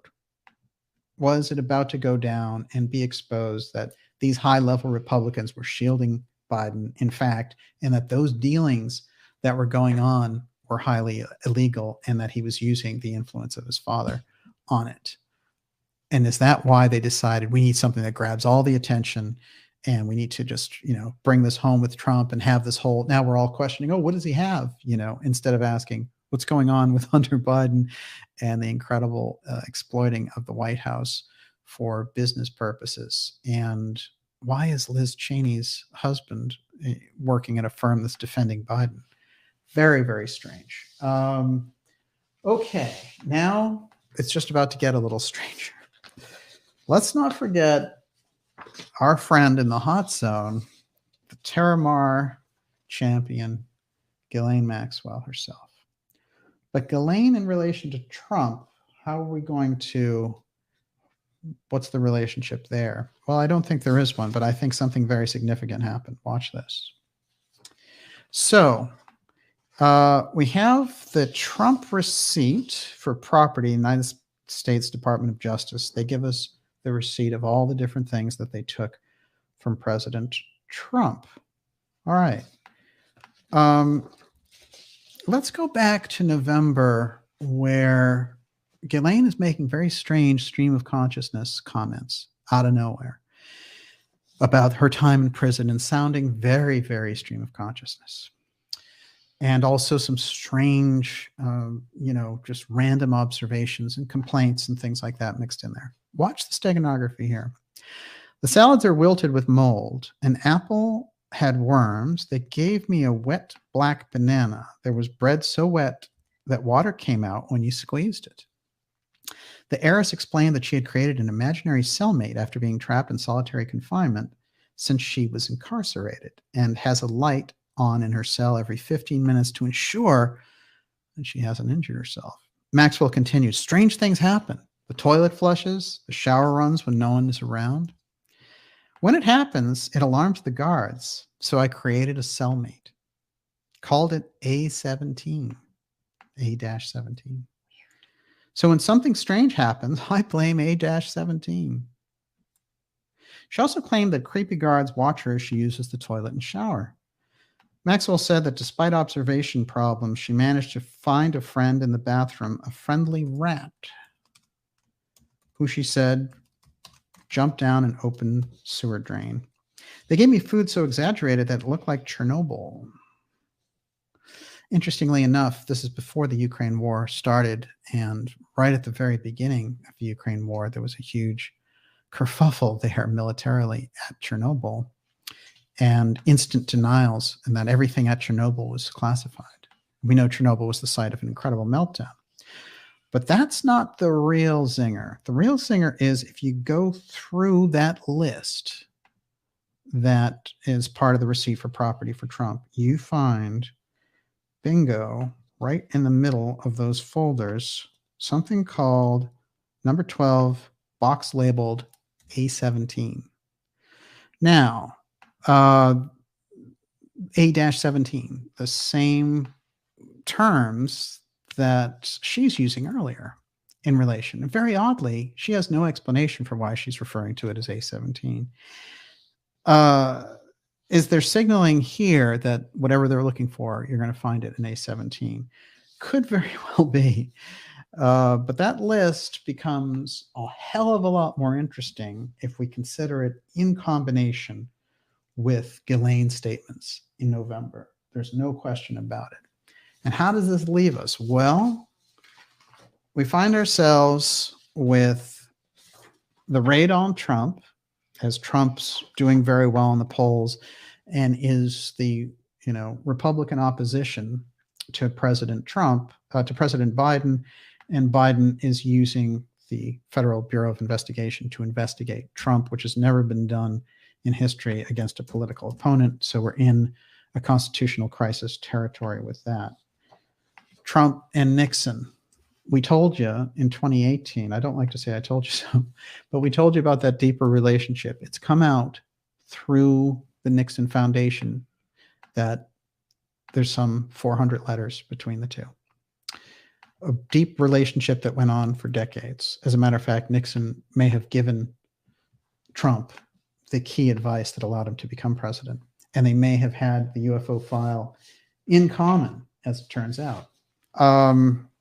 There's a piece here that is the Mar-a-Lago Club POTUS helicopter landing pad.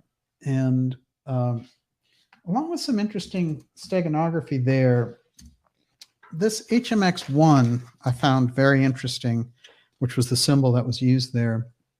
And I did a lot of checking on that HMX-1 to see what the history was involved. That's it from its development in 1957, kind of a helicopter Air Force One using that X steganography. And when I went deeper into it, I found some odd things about it. One of the things that I discovered about the aircraft was that the X aspect supposedly related to its experimental properties. And then later they say, since it doesn't have, well, I'll just read it.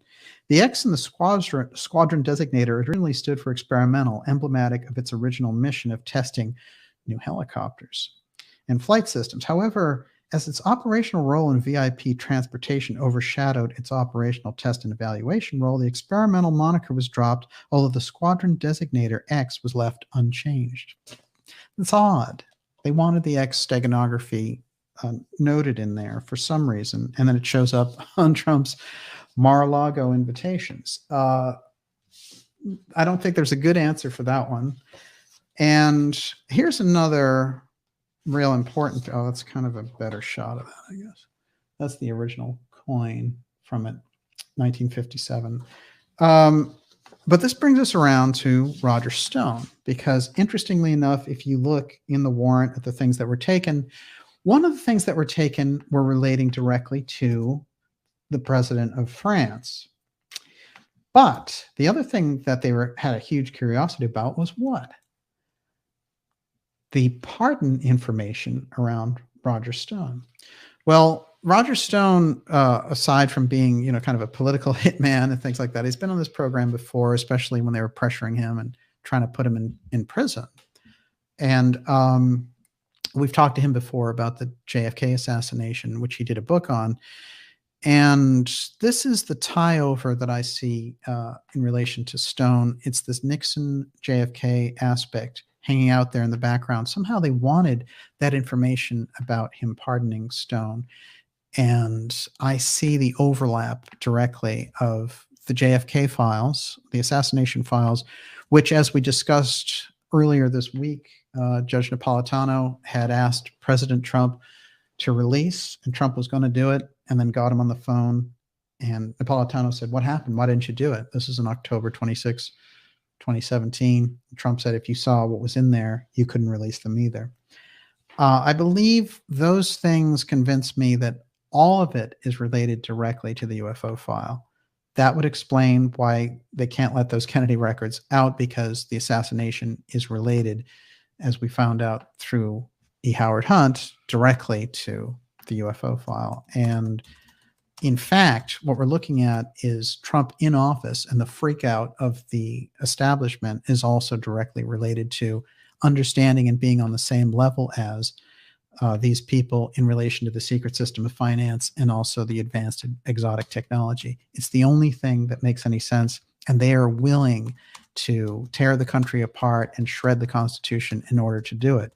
Now, you might be a fan of Trump, you might not be a fan of Trump, it doesn't matter. What we're talking about are forces fighting over something fundamental in public and attempting to throw all of the constitutional norms out the window in order to accomplish their aims of secrecy, and then bringing on a big CIA phony UFO threat disclosure. That stuff we have to be very awake to as it comes in, and that's what our goal is going to be on this. And with that, Miss Olivia, you're up. Where to even start? Okay. The three free. Does the Trump-Nixon connection confirm they were all part of the same fraud, charade, great distraction, i.e. U.S. government politics et al., so we won't find our true powers? Well, here's the problem with the political system, as Kennedy discovered. When you get up there, you have the greatest of intentions, but you're surrounded by what we call the swamp, and you have to find a way to arouse the public to give you a better platform to fight for them by exposing these things. Some of them are pretty ugly. Assassination's pretty ugly. Drug running's pretty ugly. Human trafficking's pretty ugly. So you have to find a way to be real with the public and also get them on a tip where, can all do something constructive together without them completely losing all the faith in the government that they have. So whoever you get up there, whether it's Nixon or, Obama or Bush or Trump, whatever it is, they're all going to have, they're all going to have faults, and they're all going to need to, at a certain level, give fealty to the system.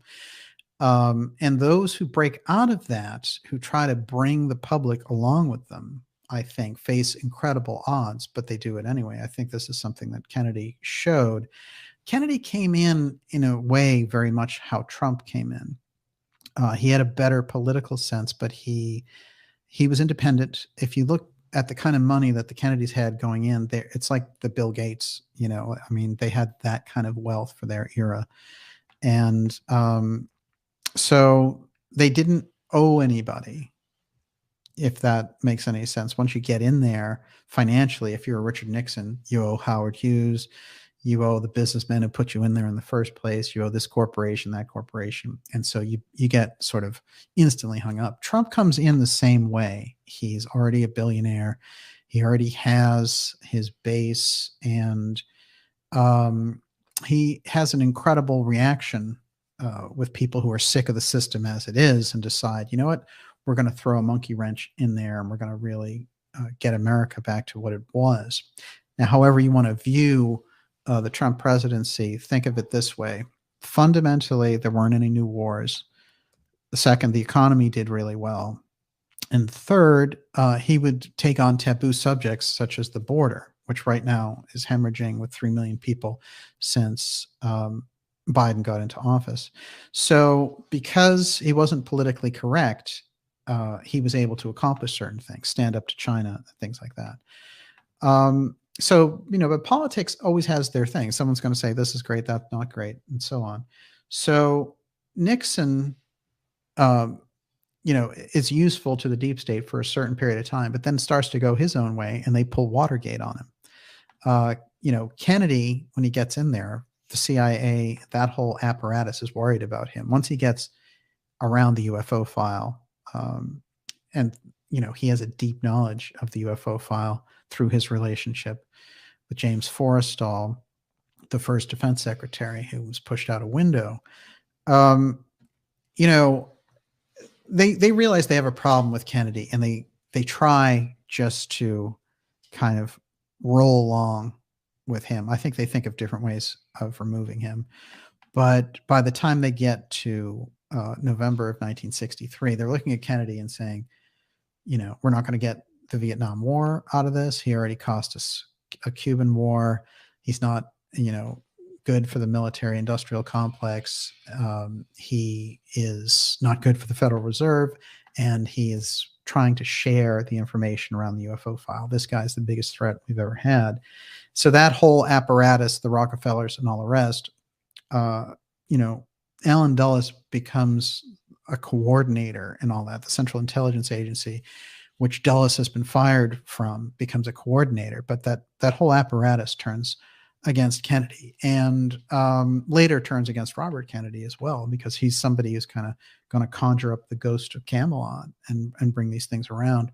So the 60s, I always say a proper history of the 60s, we don't look at it correctly. All the PBS specials and all that nonsense, and you have a bunch of liberals who come on and say, like, we did this and we did that. It's actually a civil war, and our side loses. That's the way to look at it. And I think there's a tremendous lust for freedom in the 60s. But unfortunately, with the assassinations of the Kennedys and Martin Luther King, all the leaders are dead. And the response from the establishment is phony investigations. Oh, a lone nut who just happened to get a job on the route where the president was going to drive by, but nobody knew that. And it was only 6 weeks before. And by the way, the lone nut worked for Guy Bannister, who was the FBI guy who started the UFO file. And actually, Oswald said he was going to work for NASA. So, we have to get a grip on history. We have to take a look at it and say, you know what? On the UFO file front, we're big enough now. Tell us the truth, but not the CIA truth. Give us the real aspect. Give us the JFK files. These stealth archives, we know that they're out there. We know that the government has information about UFOs.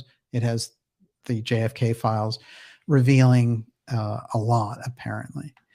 And so we're at a point, it's kind of a schizophrenic point, where they just play along, and they're like, and this is the next thing for you to be afraid of. And this is the next thing. We'll take care of you, and you can't ever see the cards that they have. At this point with the government, I'm glad they did this National Archives thing. I'll tell you what, let's play a game with the National Archives. Let's demand the National Archives give us the records, go to the CIA and say, give us the John F. Kennedy records. How about that? Let's start there. So if they're going to play a game and say, well, we're going to go after Trump because of the National Archives, well, good. We're going to go after the CIA for the National Archives and the JFK files. And, it's going to have to be a situation. It's going to be ugly because the things that they did to maintain power, you know, a group like the Central Intelligence Agency should be either reformed or annihilated, because what happens with a group like that is they start to just take over a country. And so now we're looking at the FBI, coming in with Merrick Garland and targeting a political opponent. Even if you like this guy or don't like this guy, those types of things are so anti-constitutional that it is a constitutional crisis. And our response should be legal, and it should be high pressure. And it should be directly electoral come November as well. Because if they want to play this game, they're the ones who are in the game of hiding records. So if they want to target their political enemies and say, you have records, well, you know what? You're hiding the JFK records. You're hiding the UFO file. The public demands that you give that information up. Not through some phony process where you attach it to the NDAA and get an office to fight enemy aliens and put out phony Lou Elizondo and all this kind of stuff. Real actual disclosure. You won't get real actual disclosure from the government. Never happened. But the JFK records, there could be enough pressure to get those things out, and that would spell really big problem for the Central Intelligence Agency. That's a worthwhile project for our own history, for the truth, and to push back against this group that's taken too much power. And now the FBI, we know how guilty the FBI has been and all the crimes of J. Edgar Hoover when he was the head of it. That needs to be massively reformed. Look at all the things they got away with during the Trump administration. I mean, it's absurd. So, these agencies have been captured, and the way to kind of calling them out becomes very significant, I would say. And so that's my best advice. Yes. We need a new Ron Paul is what we need. Actually, that's true. Yeah, there was a video that was circulating on Twitter this week where he was talking about eliminating all of these agencies in the first place. And it felt so refreshing. Isn't that interesting? Because they just added 87,000 new IRS agents and $80 billion to the IRS right before they did this raid. So it's like, their whole thing is, hey, we'll do what we want, almost $800 billion for a bill on what? The climate? They're not doing anything for the climate. These are the guys who ruined the climate, right? So that's just a giveaway to their friends who are starting up green companies, So there needs to be a realization. And what they do is they keep people fighting, over ridiculous things, wokeism and all that nonsense, throw that stuff out and reform those schools. And, America has the opportunity, because right now we still have the Constitution operational. That has to be our rallying call. Oh, yes, Miss Olivia. Karen Carpenter, in the interview last night with Dr. Farrell, it was mentioned that the raid on Trump ruled out DeSantis as a competitor. How? The public outcry around Trump? Well, it's like what Ted Cruz said, basically, that no matter what anybody says in public, they're all waiting to see if Trump will announce. And so the fact that the FBI raid makes it a lot more likely that Trump will announce, because, if the deep state is openly going after Trump, it gives all of his supporters a rallying cry.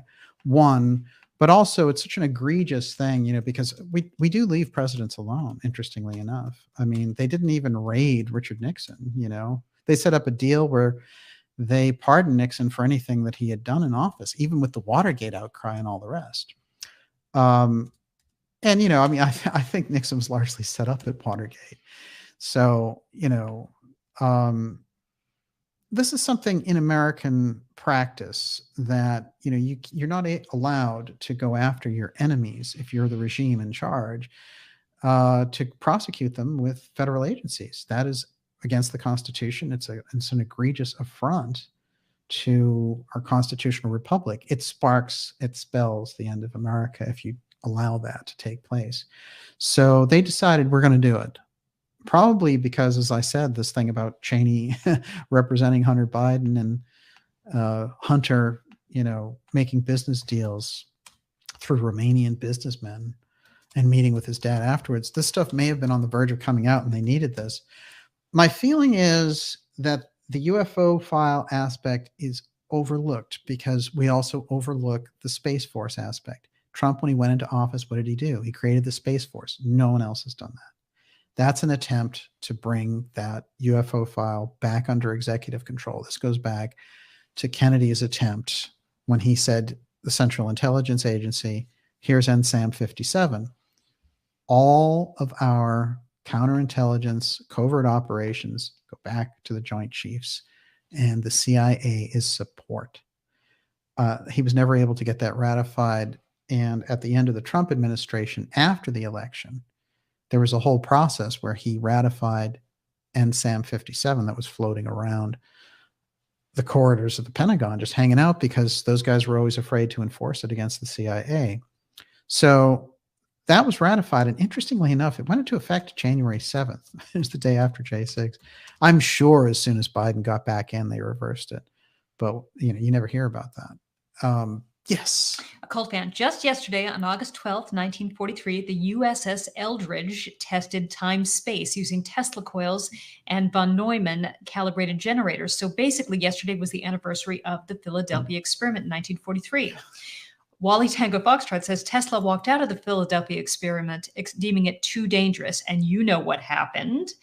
And Rebel Alliance 77 says, just when you think Trump is in trouble, he turns it on the permanent government. Seems like a time war / reality war, like each side has a time turner / Palantir. There's something interesting there about Trump, which is when he came into office, I remember this because they started to say all the guys like me that were out there, the alternative media, were all mouthpieces for Moscow all of a sudden. And the press was just going nuts. I've never seen people go barking nuts as they did when Trump got into office. And I've been watching them for a long time. I've been around that world for a number of years. I never saw anything like 2016. They went crazy. And it was get Trump, and so they couldn't do it. So immediately they came out with this thing about fake news and how they had to take down all this stuff. And it became the great censorship wars against people who do what I do. But what's interesting is the fake news tag that they were trying to label all of the independent producers with. Trump turned it around because they were the news after all. And so he turned fake news around on them. There's an interesting quality with Trump. And they say that, he was close with Norman Vincent Peale and some of these new thought people. I think it has something to do with that because it is kind of a Sun Tzu art of war thing that it seems the more they throw at him, the more screwed up their situation becomes. And, for better or for worse, that seems to be what's going down. It is interesting. I would grant you that there does seem to be some extra agency operating around it all. Well, it's like the Romulan bird of prey, right? It has to decloak in order to fire. Yeah. And that's the thing. I mean, no matter what you can say about Trump, he has exposed the deep state and they hate him for it. Absolutely. My God. Excellent point. That thing about Romulans is interesting because, this idea that the deep state has to go to such lengths of exposing themselves to get him. They have to use the FBI to raid a president. Think about that. It's never been done in history. Not with Nixon, not with Clinton, not with Obama, and the weirdness, the gun running of Obama and the drone wars. With none of these people, even when Iran-Contra was going down, Reagan was in the middle of that. It was a huge problem. Nothing. There were no raids. Are you kidding me? You don't raid a president of the United States. It doesn't happen. So, because the idea is if the opposition party is in charge, then it's a political action and you can't use federal agencies for your own political purposes. That's how you get impeached and that's how you go to jail. So they don't care. They think the apparatus, the New York Times is with them and The tech companies are with them, and they'll censor anybody who fights it out. It's not going to work. There's an insane overreach that's involved. It's dangerous, and they're sick. But I would say that if they were trying to do this to, a different president from the past as well, it's a sickness of control that they need right now. The levels of illness on the left are really showing. They've gone nuts. And people so often have always said, oh, the dictatorship will come from the right and all that. It's interesting. It turned out they were totally wrong, that it was the left that were the insane ones. They were the ones that the neocons were going to get behind. Now the left loves wars, right? They don't care about civil liberties. Or they've become the very thing that they hated. And the left used to hate the FBI. Now they're like, all right, the FBI's got Trump, So say a prayer for those guys, because they've lost it. It's power corrupts everybody. Yes. It was easy for all the kind of hippies, right. boomer students, in the 60s to hate the establishment. Now they are the establishment, and the establishment always wants to maintain power. The hippies were all about free speech. They were the ultimate liberals. And those types of liberals, are very refreshing to look back on. Absolutely. None of the, can you imagine like the people of the Democrats of that generation, like Hubert Humphrey or RFK, rating a president and like, oh, the FBI is going to get you. It's American Gestapo, which is what Truman was worried about when the CIA development was hoisted upon him. And remember that a month to the day after the assassination of President Kennedy, he wrote an op-ed in the Washington Post saying, you either have to mend the CIA or end it, because I didn't create it for this. It's become a Frankenstein. And they flipped out. They tried to get him. They flew down. There's a story actually about Dulles flying down that night after the op-ed came out and telling him, you have to take this back. You can't say this about the CIA. And Truman said, I'm old. You can't scare me. It's not going to work. I'm not going to retract it. And so Dulles came out and said, well, we know that there's some mental faculty issues with Truman. Like he's got dementia, And this is even before Stepford Biden. All right. What do you got?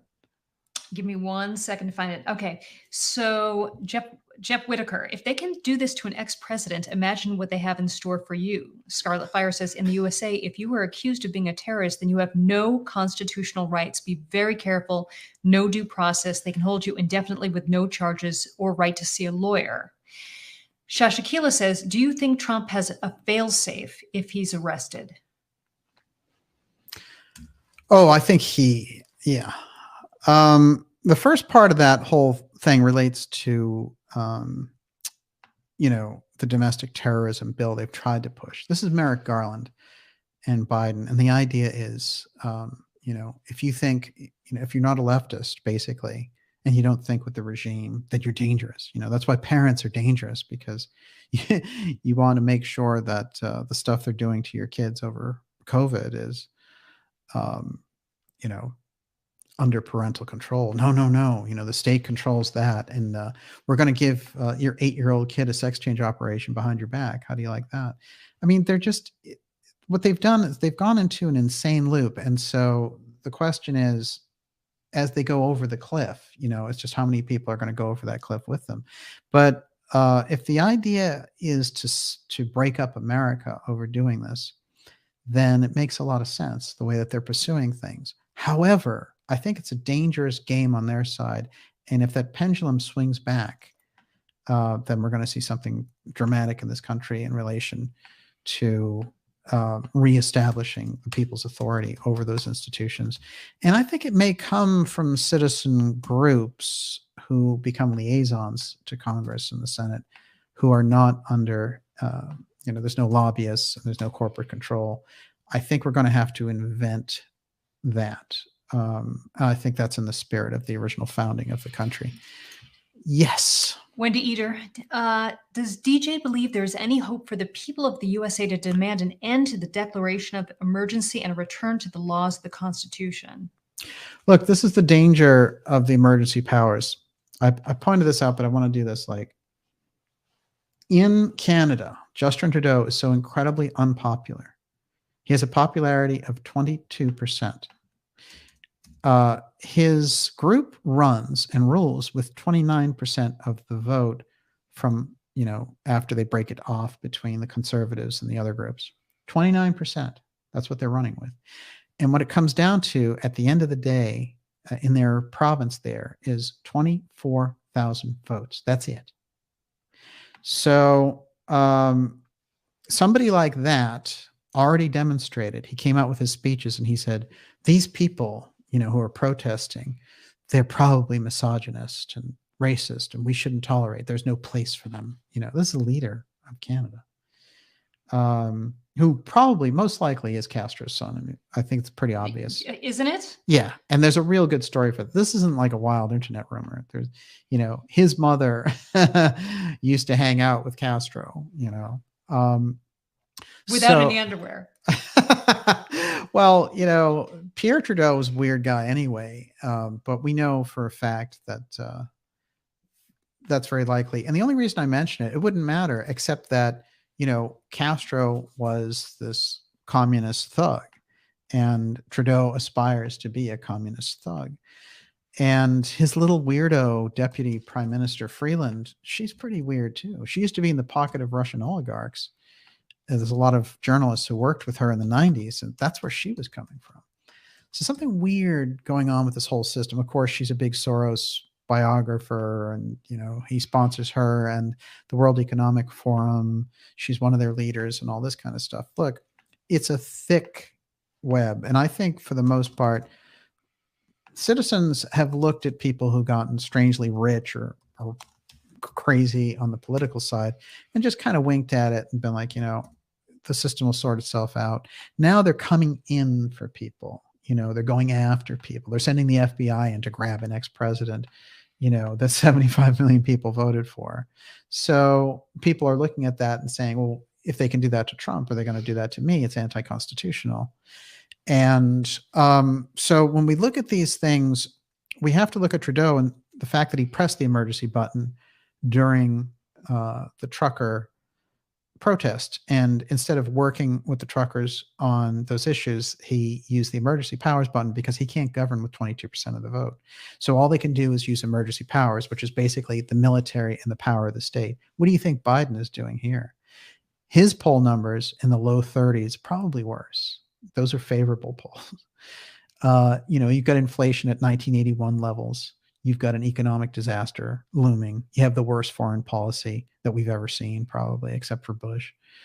And but even Bush wouldn't be stupid enough to take on Russia. It's ridiculous. They're a nuclear country, and you're going to put NATO on their doorstep, and give billions of dollars to this idiotic regime in Ukraine. I mean, it's bizarre what's going on, leaving $85 million and soldiers behind in Afghanistan and letting the Taliban having $85 billion worth of our top stuff. It's a disaster.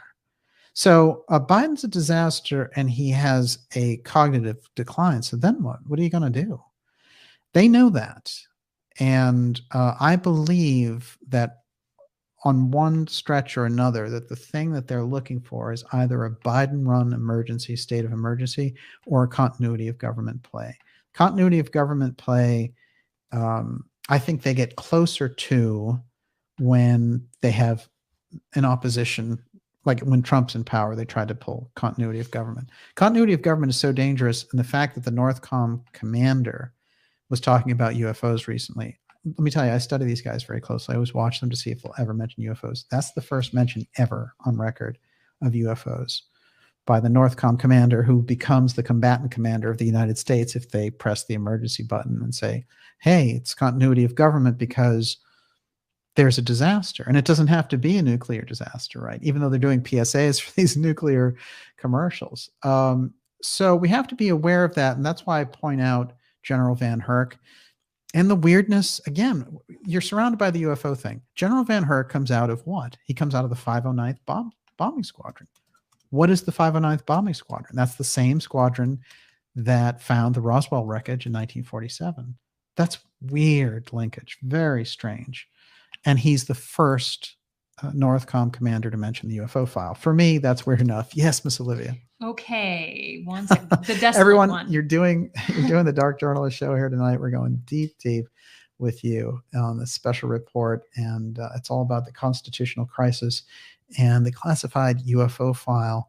Where is all this taking us? I hope we've laid out some of that history involving Trump, Tesla, and Robert Sarbacher and the UFO file and how that plays into all this.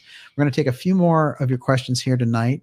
And I also want to remind you, go to that darkjournalist.com website, sign up for a free newsletter. That's there to keep us in contact in case we look at some really heavy duty social media shutdown. Yes, Miss Olivia. I'm thanking someone. Hold on. Okay, so the desolate one. Is there any steganography in them announcing it was 15 boxes they found and they were all classified? Could it be the boxes Philip Corso was given from Roswell? If it was, remember what was in those boxes. And the Arts Collective says all of this info seems to point to the grand conclusion. Top secret clearances evolved in order to hush up alien interaction, which meshes with DJ's reports, re JFK wishing to release all the UFO stuff to the American public and the Russians. Yeah, well, think of everything that happens in 60 years. So through that 60-year period, you go through the whole LBJ period, Vietnam, Nixon, Watergate, Jimmy Carter, stagflation, and the Reagan Revolution, and then Star Wars, SDI, but then Iran-Contra, and then Bush and Desert Storm, and then, Clinton and all the weird corruption, and the revelations about Mena, Arkansas, and the drug running, and the Clintons connected to the drug running, and then this incredible sweep of technology kind of artificially inflating the economy, and then them creating this phony derivatives to get us to 2008, past 9/11 and all the terror decade. And, then they go to the country and they say, to the Congress people, hey, there's going to be martial law if you don't give us billions and trillions of dollars to handle this mess that JP Morgan created around the globe by peddling phony money. So these are all the things that have happened in between. And then the Trump election, the press going completely savage and insane, the phony UFO threat through the CIA, the COVID op, all these different things. So that's all that gets filled in those periods. But the main problem, I think, gripped in the middle of the system is the piece about secrecy and the UFO file, because it lends itself to so much control in so many different areas. Because if they have advanced technology, if they know more about if it's off-world visitors or whatever it happens to be, whatever it is, the X technology represents an advancement beyond the ordinary citizenry. But if you get too far above that citizenry, the situation becomes schizophrenic. And that's what we're looking at. And, so there's a cycle of disrespect between the leadership and the citizens, and now they're going after the citizens. So you see people who have observed things for a long time on all sides of the political spectrum. Naomi Wolf, who was a major leftist who ran the Clinton-Gore campaign, she can't believe the things that are going on. What are the shows that she goes on? She goes on Steve Bannon, right?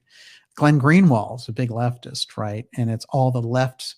He's like, hey, wait, all the people who started the Iraq War and all the CIA people and all that, all the neocons, they're all the hosts and celebrated on MSNBC and liberal media, and they won't interview Greenwald because he calls them out. Guys like Matt Taibbi, those are all the leftists that are standing around and saying, what the hell happened here? Even shows like Bill Maher and stuff can't believe what's going on. It's an insane freak show. And it's getting even more freakier by the day. So this aspect, though, the secrecy aspect, their version of the UFO file is what they want to put out. And that's what you keep hearing about, phony Elizondo and Mellon peddling this junk, TTSA, Tom DeLonge, all that. It's all a phony attempt of the Central Intelligence Agency, which set up that company, the phony disclosure TTSA company. They set them up. They're the ones who put them on the map. Jim Semivan was a top person from the CIA directorate on record. You don't even have to say, well, they might be undercover agents or stuff. They're CIA people openly. And they're saying, oh, we want that truth on UFOs from the government. They are the government. They're liars. So the people in the UFO field need to call them out, not join forces with them. That's the dumbness that's been going on since 2017. And, we've missed out on 5 years since that bogus New York Times article came out with Elizondo as a whistleblower, and all that story got blown away. We did a lot of that blowing away on this program. And what I want to say is that that's 5 years wasted of real UFO research that could have gone on.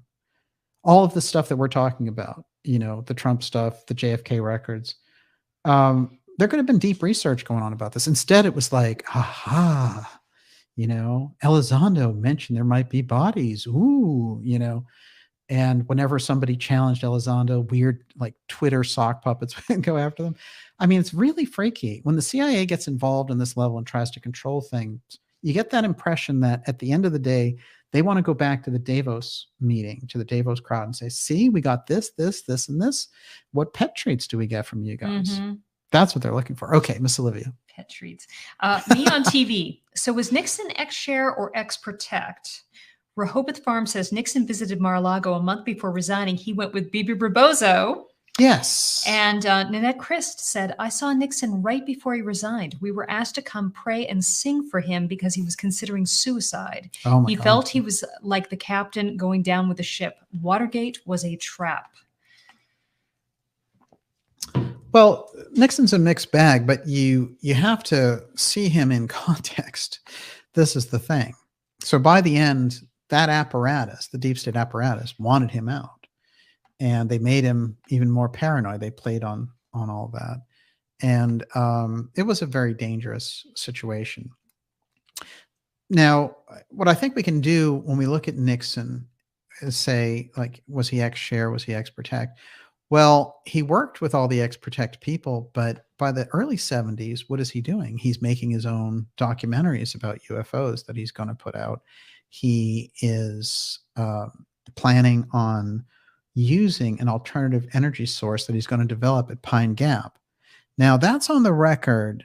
Nobody knows what that is, but I think in light of the merit information and in light of some of the things we brought forward, that we can say his UFO redevelopment program had reached a certain point and they were going to use an alternative energy source because in that period, the Arab 1973 oil embargo was driving the country into the ground.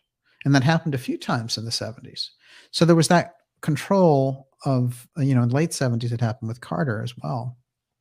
So, that's deep state control. And so I think that Nixon was planning, supposedly now, to run for a third term as part of the bicentennial, using this alternative energy thing as a theme. And I think they were building up for disclosure. Look at Close Encounters of the Third Kind, 1977. There's tons of UFO, it's in the zeitgeist of the time, and then it gets pulled off. They pull it aside again. And in the 80s, it comes up after Star Wars.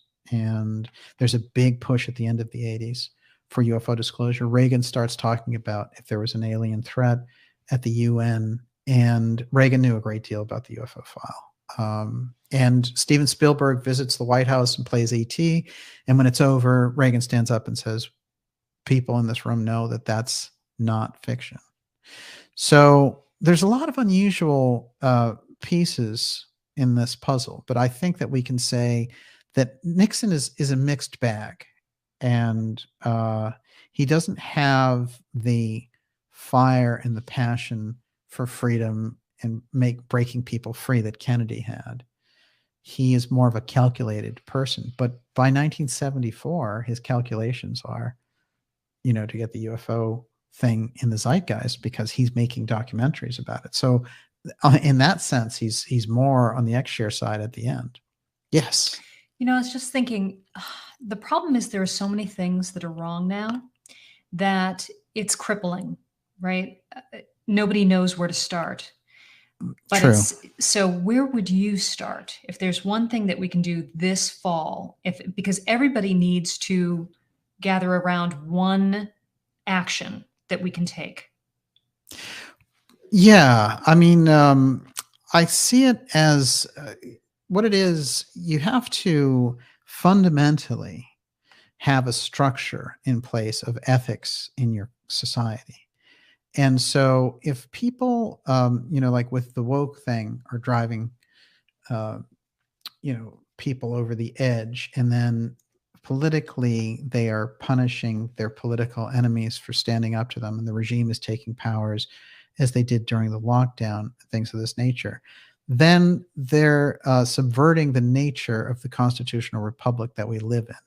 And so I think that the raid is a line in the sand that, we have to demand that the FBI and the Biden regime basically come clean on this thing, because otherwise, and I think there need to be prosecutions of the people who are trying to pull this off, because just like when they stopped the New York Post from broadcasting the Hunter Biden laptop, it's all about, see, it's a free flow of information. That's the thing that we're after. I guess that's the big rallying answer to what you're talking about, because with information we can make choices. If you don't have the information, it's hard to make the choice. So the whole thing is about removing the censorship.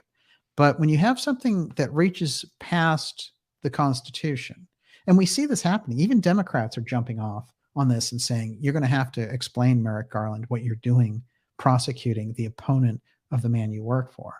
That's a Soviet style system. It's a Stasi style approach. And the FBI is being used as an arm, as a thug arm, to destroy a politician that they don't like. It doesn't matter what you or I, which politics we share. That's wrong. And we can say that in relation to any ex-president, that it would be a sick thing just to go in and raid somebody. You can make a case against somebody, you can take them to trial, whatever, but to try to raid them and SWAT them, is intimidation. And that's your political opponent. That's your political opponent who's leading you in the polls. You can't do that. Those are Hitler, Stalin tactics. So they're turning us into a banana republic. My feeling is it's about the free flow of information and supporting those voices out here that are on your side, that are on your team, because at the end of the day, it is a war. And so our team are the people who are fighting in an ethical fashion, judiciously, through the law, through information, through ideas, because that's at the end of the day where you're going to win. The idea, we've seen what they do with rallies and with provocations. They have so many provocateurs. If you ever read the story of Martin Luther King's Crusades, it's interesting because the FBI threw tons of saboteurs in there to break windows and do all this kind of stuff. So they have a J6 in their back pocket at all times. They want this reaction. I think it's one of the reasons they did the raid, in fact. So my solution always is the transparency, breaking down the wall of secrecy. And in relation to the UFO file, blowing away the phony CIA threat disclosure thing and getting to the real thing. And if getting to the real thing is about us discovering it, then so be it. We don't really need the government for that. Yes. Corinne Martin says leaders are selected, not elected. Voting machines are fraudulent. That's what I was thinking, is that if there's paper one ballots thing we have to get back to, it's paper ballots. I would like to see it. I know some states have it on the ballot to go back to paper ballots. And I think that they should. It's not that there can't be fraud there, but the digital aspect makes it too tempting. And, we hear, again, the thing to watch is the emergencies, especially the phony emergencies.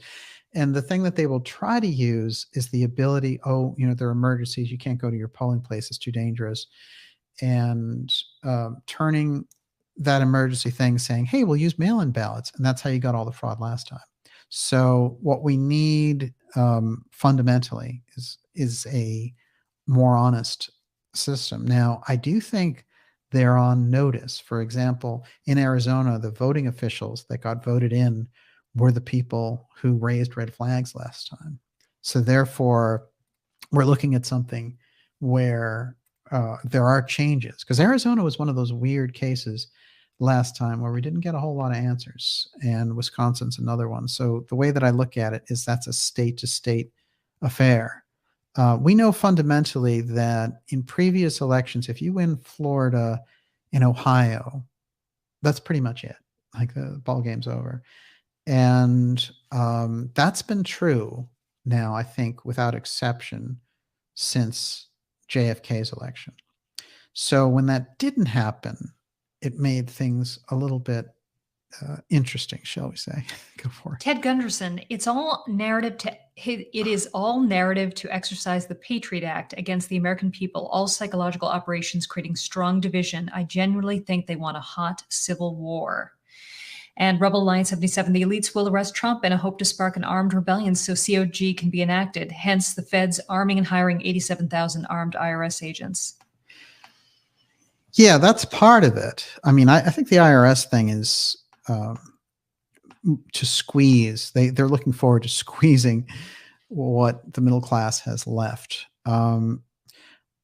Naomi Wolflat the other night said that they are weaponizing being a Republican.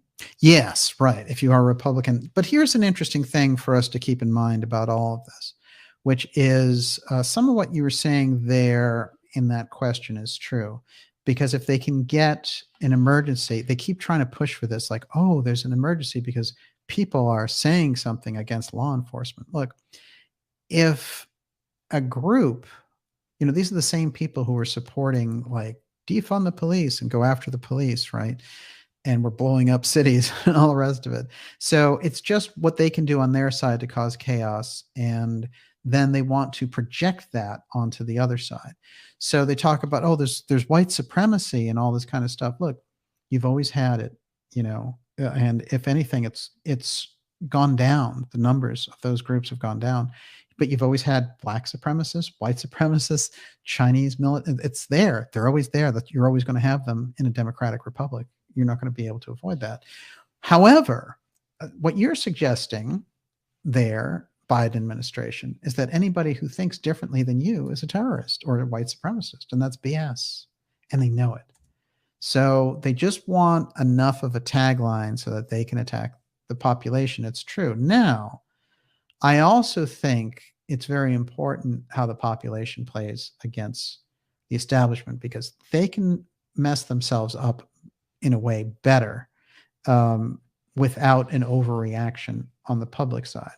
So I would say what the public needs to do is push back, as I said, judiciously, and push back electorally in a legal fashion and through word of mouth. Look, what we do in the ideas room here and the things we're talking about, this is so important because this is the thing that they're trying to avoid, which is open, honest sharing of ideas, because that's the thing that ultimately they can't really pull this off if we're doing that. The Enabling Act in 1934 that allowed Hitler to become the dictator, they were only able to pull that off through the idea that the communists had burned down the Reichstag, right? But with a real flow of information and the kind of research and things that we can do online in a heartbeat, it's much harder to pull that off. But I think we have to be on guard for it. And I think the election in November needs to change things fundamentally. So we have to keep speaking and opening up minds about this and talking about taboo subjects like the UFO file, but not with CIA UFO threat talking points. The UFO file plays into this. And if they're talking about it, then we're talking about it. Okay, we'll take two more questions. Dow Jones Mueller, whatever happened to Uncle Trump? He died. He was living in Watertown, which is maybe about 10 minutes from here. And does he die an old man? He was 73. Okay. And he got the Presidential Medal of Honor from Reagan in the 80s, another Presidential Medal of Honor from Truman way back when, 1947. This guy was incredibly well decorated on the science front. And, it's interesting because I made that little expedition out to MIT a few years ago. And we went actually over there and we were looking for the John Trump information, and it was in Box X, interestingly enough. And there was nothing in there, in fact. So what they had held out on, all the good stuff had been taken out a long, long time ago. But just the fact that the X steganography was part of the record there was exceptional. Everyone, you're watching the Dark Journalist special report, gone deep, deep tonight. And it's with a hopeful glance toward the future that by exposing these things, we can take a lot of the fire out of what they're trying to do. I do want to remind you to go to darkjournalist.com and sign up for our newsletter, because that keeps us in touch and also is just very important with all the shutdown of social media that we've seen. Although I'm going to try as much as I can to operate on all these platforms. And I certainly enjoy being on these platforms with you. And so hopefully we are able to continue to do that. But what the newsletter does is it guarantees that regardless of what happens, you're going to be able to have that information, and you're going to want to stand up and be counted. That's a free newsletter, but it's going to keep you well informed about the incredible shows, X-series shows, and interviews, guests, and documentaries that we have coming up for you. Miss Olivia, the last question of the Okay, I have to ask this. Me on TV, what is DJ's favorite old school UFO book? Oh, go back and find the Susie Smith books. They're very strange, very unusual stories.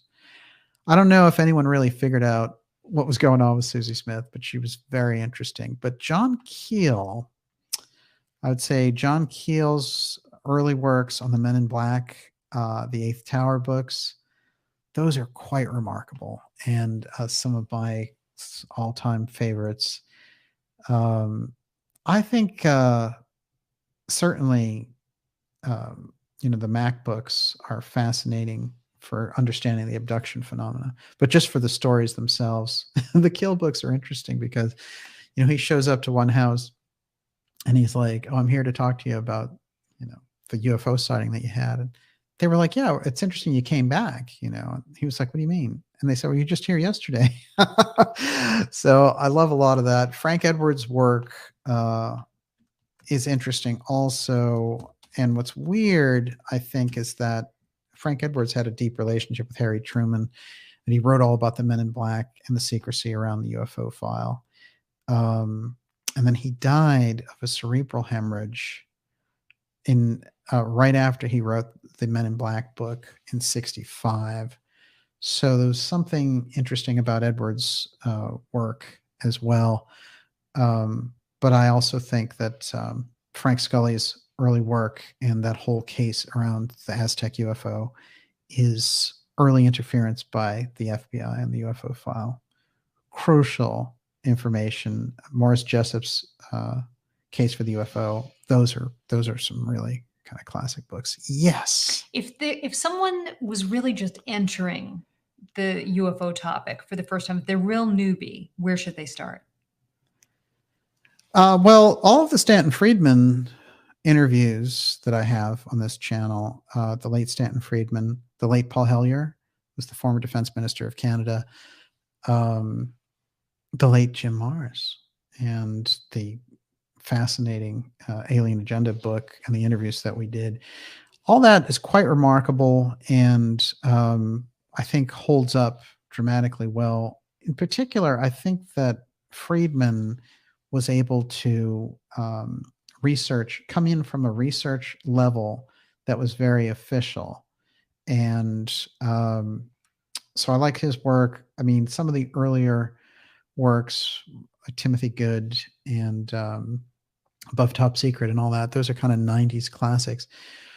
But what's interesting and real fascinating book I'd recommend, it's not often talked about, but it is Betty Hill's book, about UFOs, and it's called A Common Sense Approach to UFOs, because people don't realize that she had sightings all through her life after that initial phase and period where she had those experiences with Barney Hill. And I think it's very interesting. She reveals a lot in there, including the fact that most of the sightings take place by water.